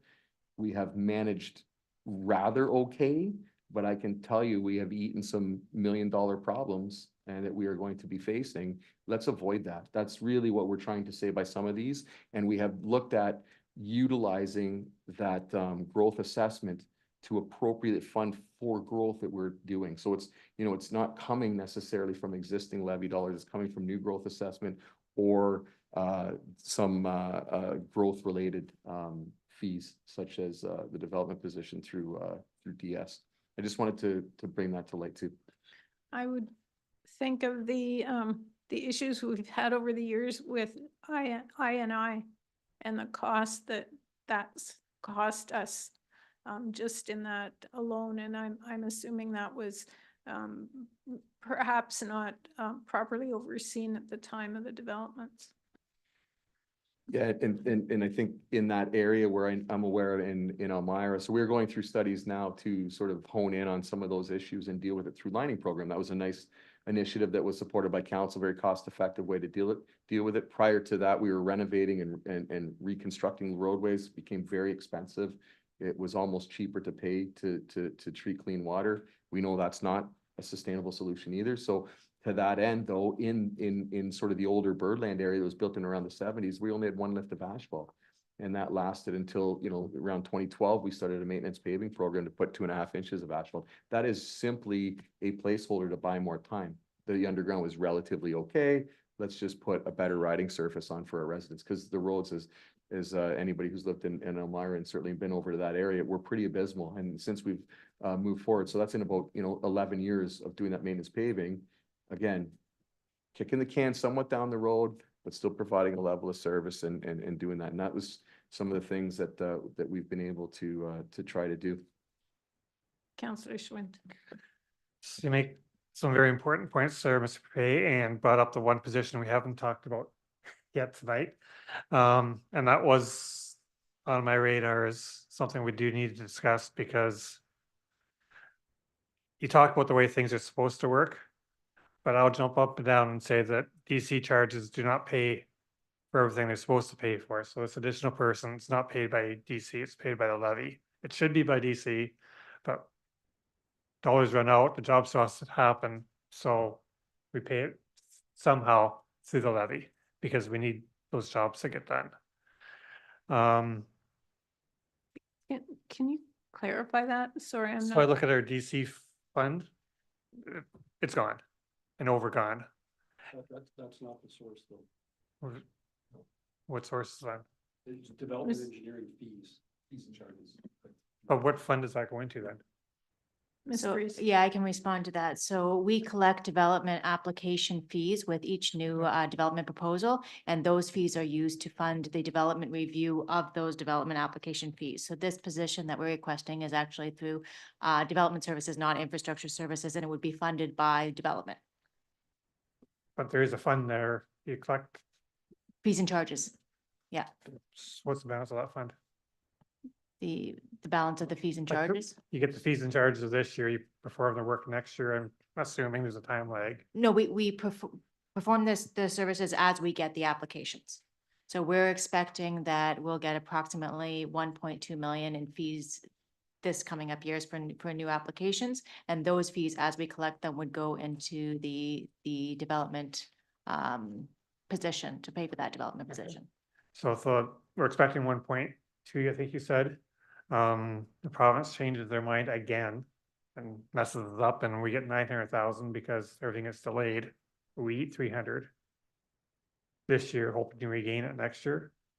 So that's the type of thing. The 1.2 is in. Sorry, 1.2.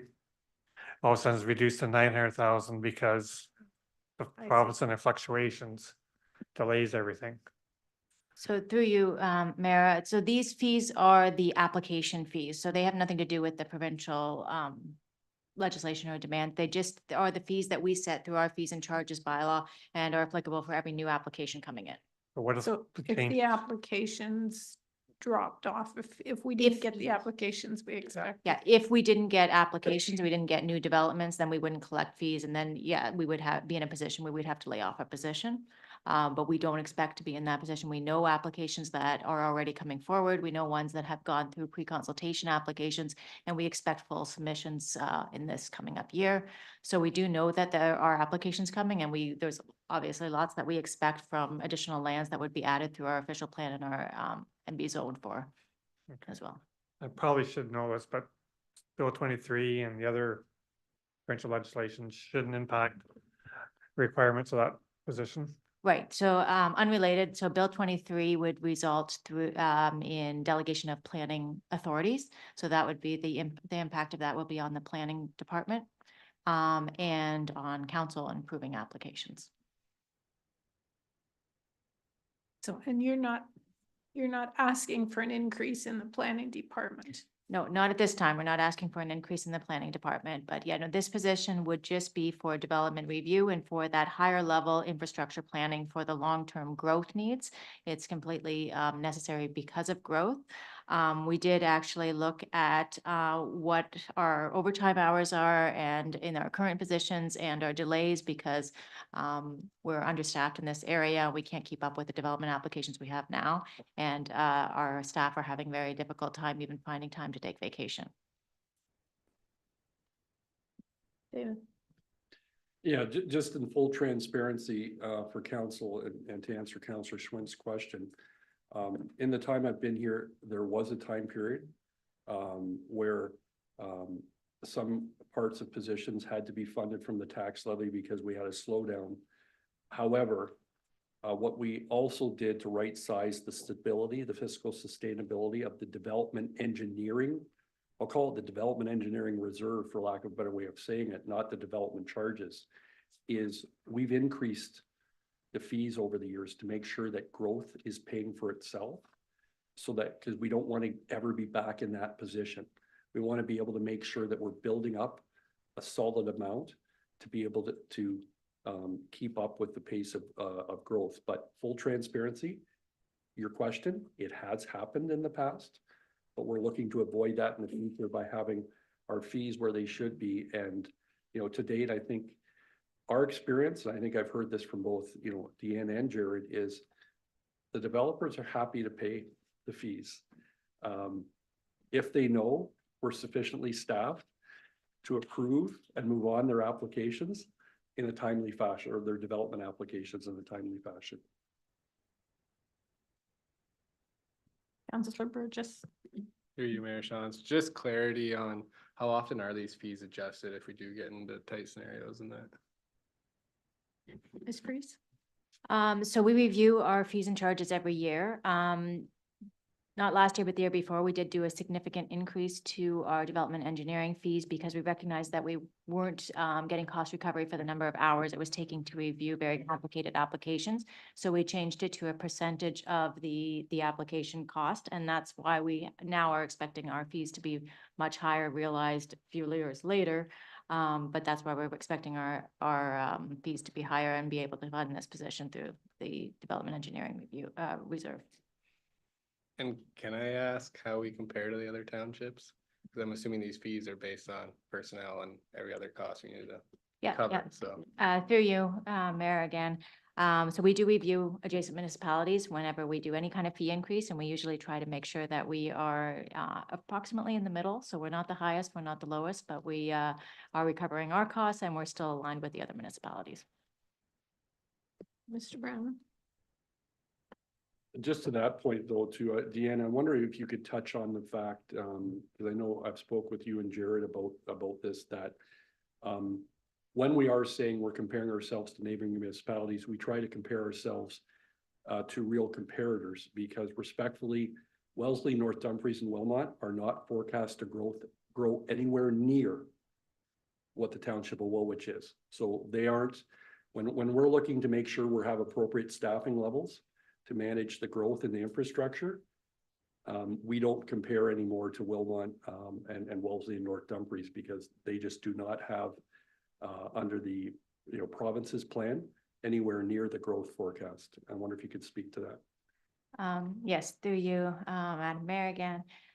So yeah, I was kind of specifically referring to the fees that we were charging for our development applications, and that's where we compare it to the other municipalities. As far as growth goes, we are aware that we have a lot more development going on in our township than the other municipalities. And also just based on the growth projections that will continue in the future.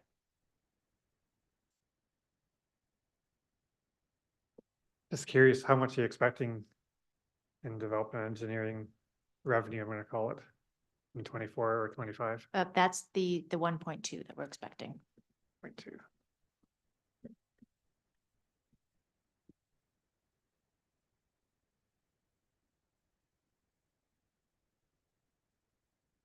It's 9:30. I sort of promised, I try to keep us to 10 o'clock. Are there other things that you want to sort of hit on tonight and make sure we have for Thursday? Evan, Councillor Burgess. Just a quick last one, hopefully, just through you, Mayor Shantz. Just on vehicles is one area we talked about last time and never really touched on this time. I think there's 3 vehicles. There's a development services one, rec and leisure one, and then the fire truck or the Ford truck for the fire department. So I guess to council, last year we declined the building vehicle department vehicle because it's not necessary. It's 50 grand and staff can get mileage for their use. So I just wanted to get your guys' thoughts on that. Ms. Freeze? I can start with the building vehicle. So I did look into the amount of kilometers that our building officials that are going out to the sites most are accumulating in a year. And it ranges between 9,500 and 15,000 kilometers a year. And the mileage that they're getting paid is 55 cents a kilometer. So therefore we figured out that with yearly maintenance, it would take approximately 8 years to be neutral in that vehicle. We would plan on keeping that vehicle for about 10 years. So we will eventually get to that point, but it is a cost up front. However, I'd also want to note that there's the non-monetary benefits as well, accountability, transparency, ability to recruit new staff.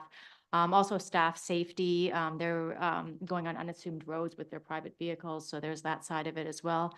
And then having a hybrid vehicle would support the township's initiatives with those more sustainability objectives. And the last thing I just want to note for the building vehicle, it comes out of the building reserve, and the building reserve is a self-funded department. So it does not have any impact at all on the tax base. It's completely funded through development, again, through those building application fees. Thank you, through Mayor Shantz. Do we adjust our mileage for staff based on the prescribed rate from the government? I know that's higher than the 55 cents now. Yeah, I can start with this and other staff can weigh in on as well, but we do adjust it. We did recently do an adjustment and I think it was under this term of council last year that we did the adjustment up to the 55 kilometers or the 55 cents per kilometer. I think it was this year, right? It was recent. It was within the last year and a half.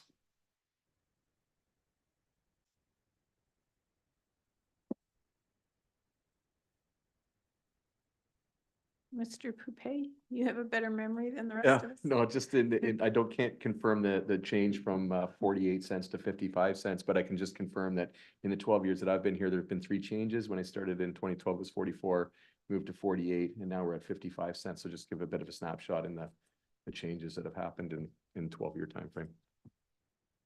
I think 55 is kind of in line. Yeah. Yeah, I don't think it's high.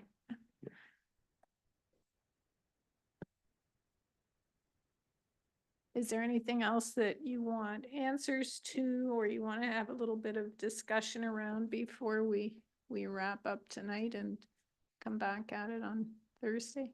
Almost said Monday, Thursday. Yeah, Mr. Brenneman.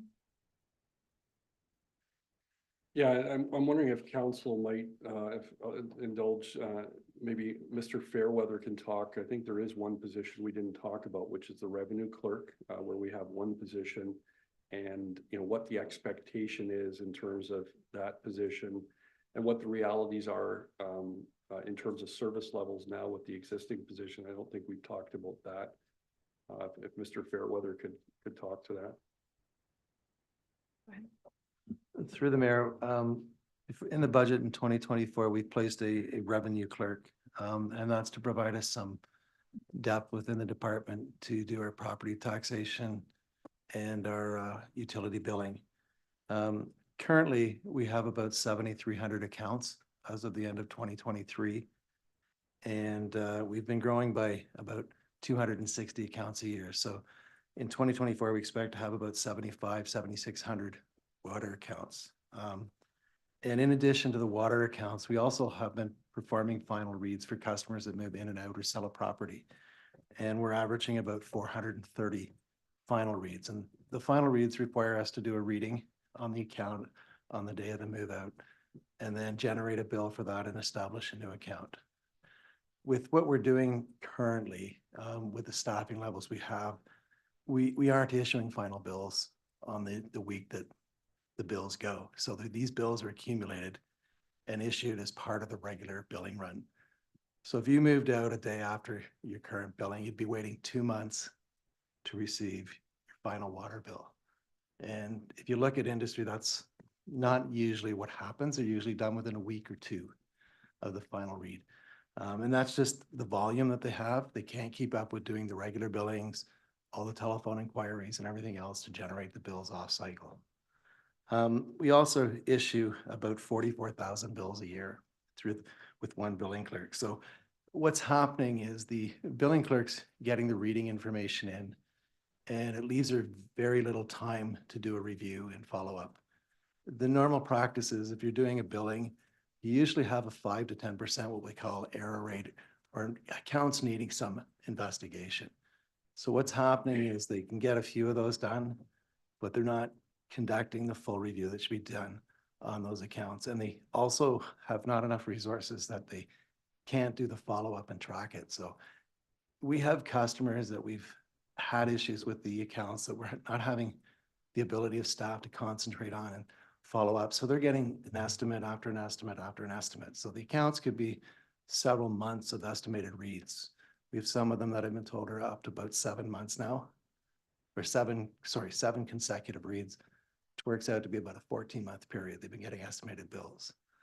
So this position will provide us the depth that we're looking to have in order to shore that up and provide the assistance to be able to follow up on those reads and respond timely to customer inquiries.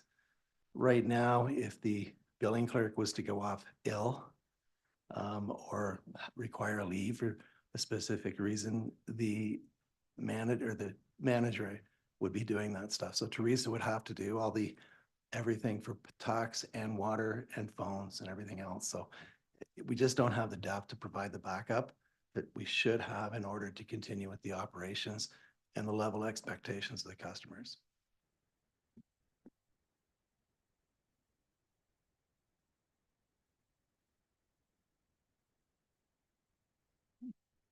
Thank you. Councillor Cadeau. More pointing out a similar trend that we're seeing with the bylaw officer. If we deny a revenue clerk, we're in essence paying the manager of finance to complete some of this stuff.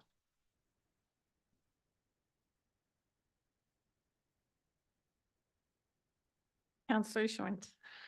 I'm sorry, I just need to prolong this conversation, I'm afraid. In the finance department, there is some vacancies, or sorry, over the past year, we've been suffering from vacancies in any of the positions. And if we get to a full complement, and I'm gonna call it the finance team broadly, can that help alleviate some of our concerns and provide more depth if we do cross training? And will the new accounting system, new computer software allow us any more efficiencies?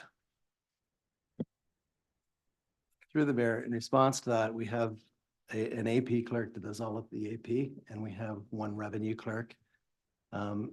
Those positions, as far as I know, have been fully staffed throughout the time frame. The only position they had, I believe, was one of the finance people off on a maternity leave that they backfilled with a contract position. But this position is well needed.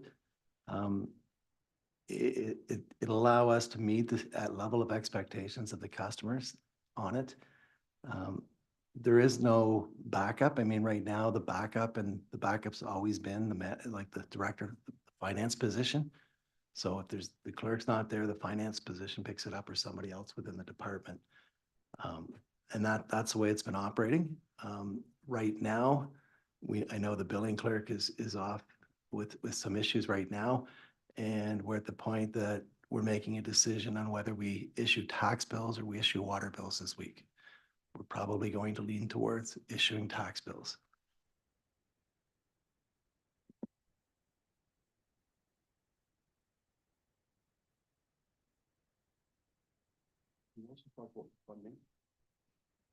So this position is what we've structured is to be a third, a third, a third. So a third of the costs will be funded through the tax rate, a third through the water budget, and a third through the wastewater budget.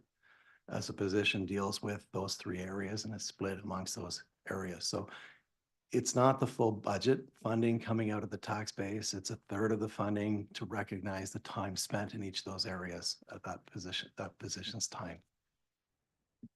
Councillor Cadeau. That funding model is going to be carried moving forward as well then? Through the mayor, that funding model of a third, a third, a third is used for various areas in the city. I don't see that changing on the allocation. Those splits will be reviewed as part of what Gerald has indicated when we do the rate study. They review the allocations from all the various departments within the city for those fundings.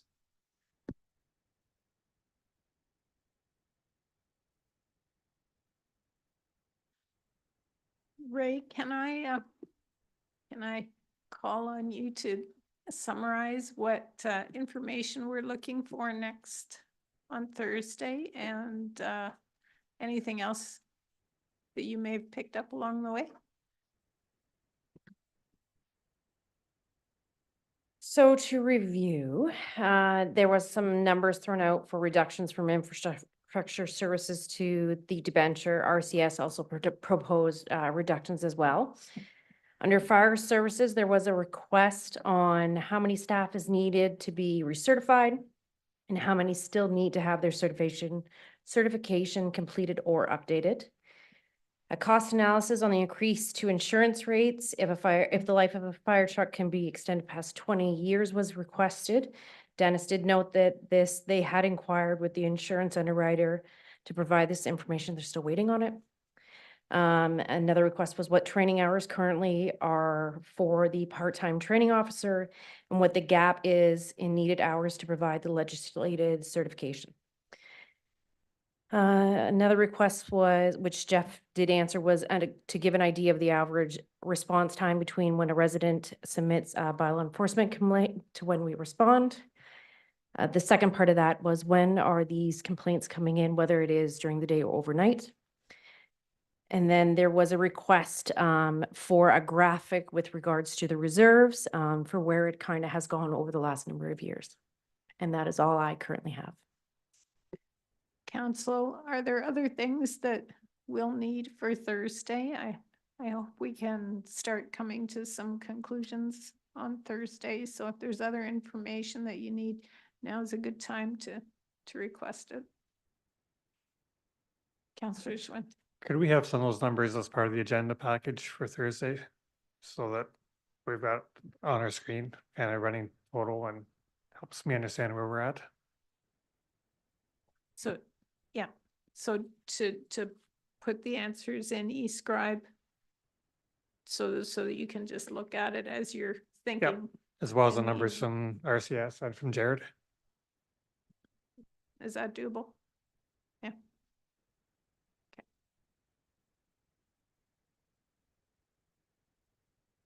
Mr. Poupey.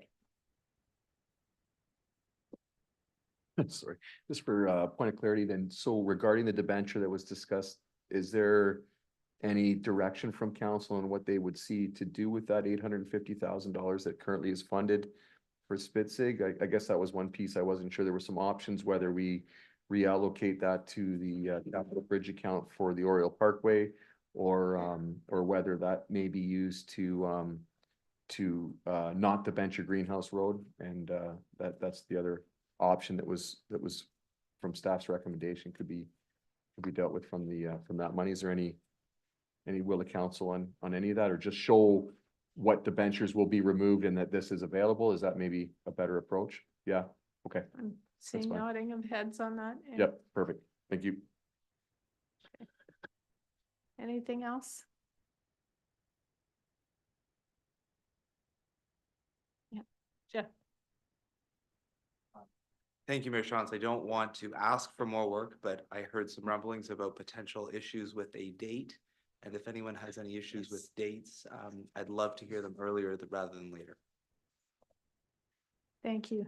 Yes, we have a request. Our final budget approval was to be at council on February 13th. There's a request. Councillor Burgess has a commitment he can't get out of, and he'd like to be here for that. The 20th doesn't work. Are there dates? Everybody got your calendars? Can we do it the Monday, the 12th? Maybe I should check mine while I say that out loud. I can say I'm fine for the 12th. Yeah, good. Eric? Yeah. Sounds like Monday, the 12th. Thank you, Mayor Shantz.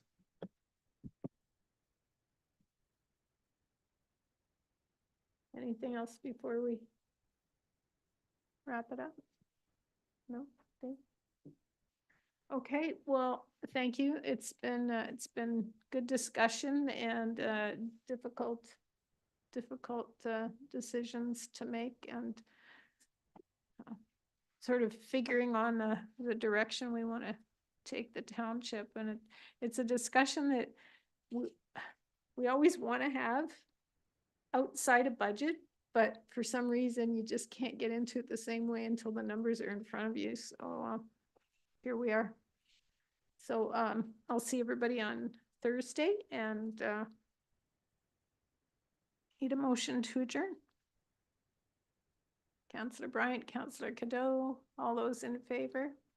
And that's carried. Thank you very much. I will see you all Thursday at 6 o'clock.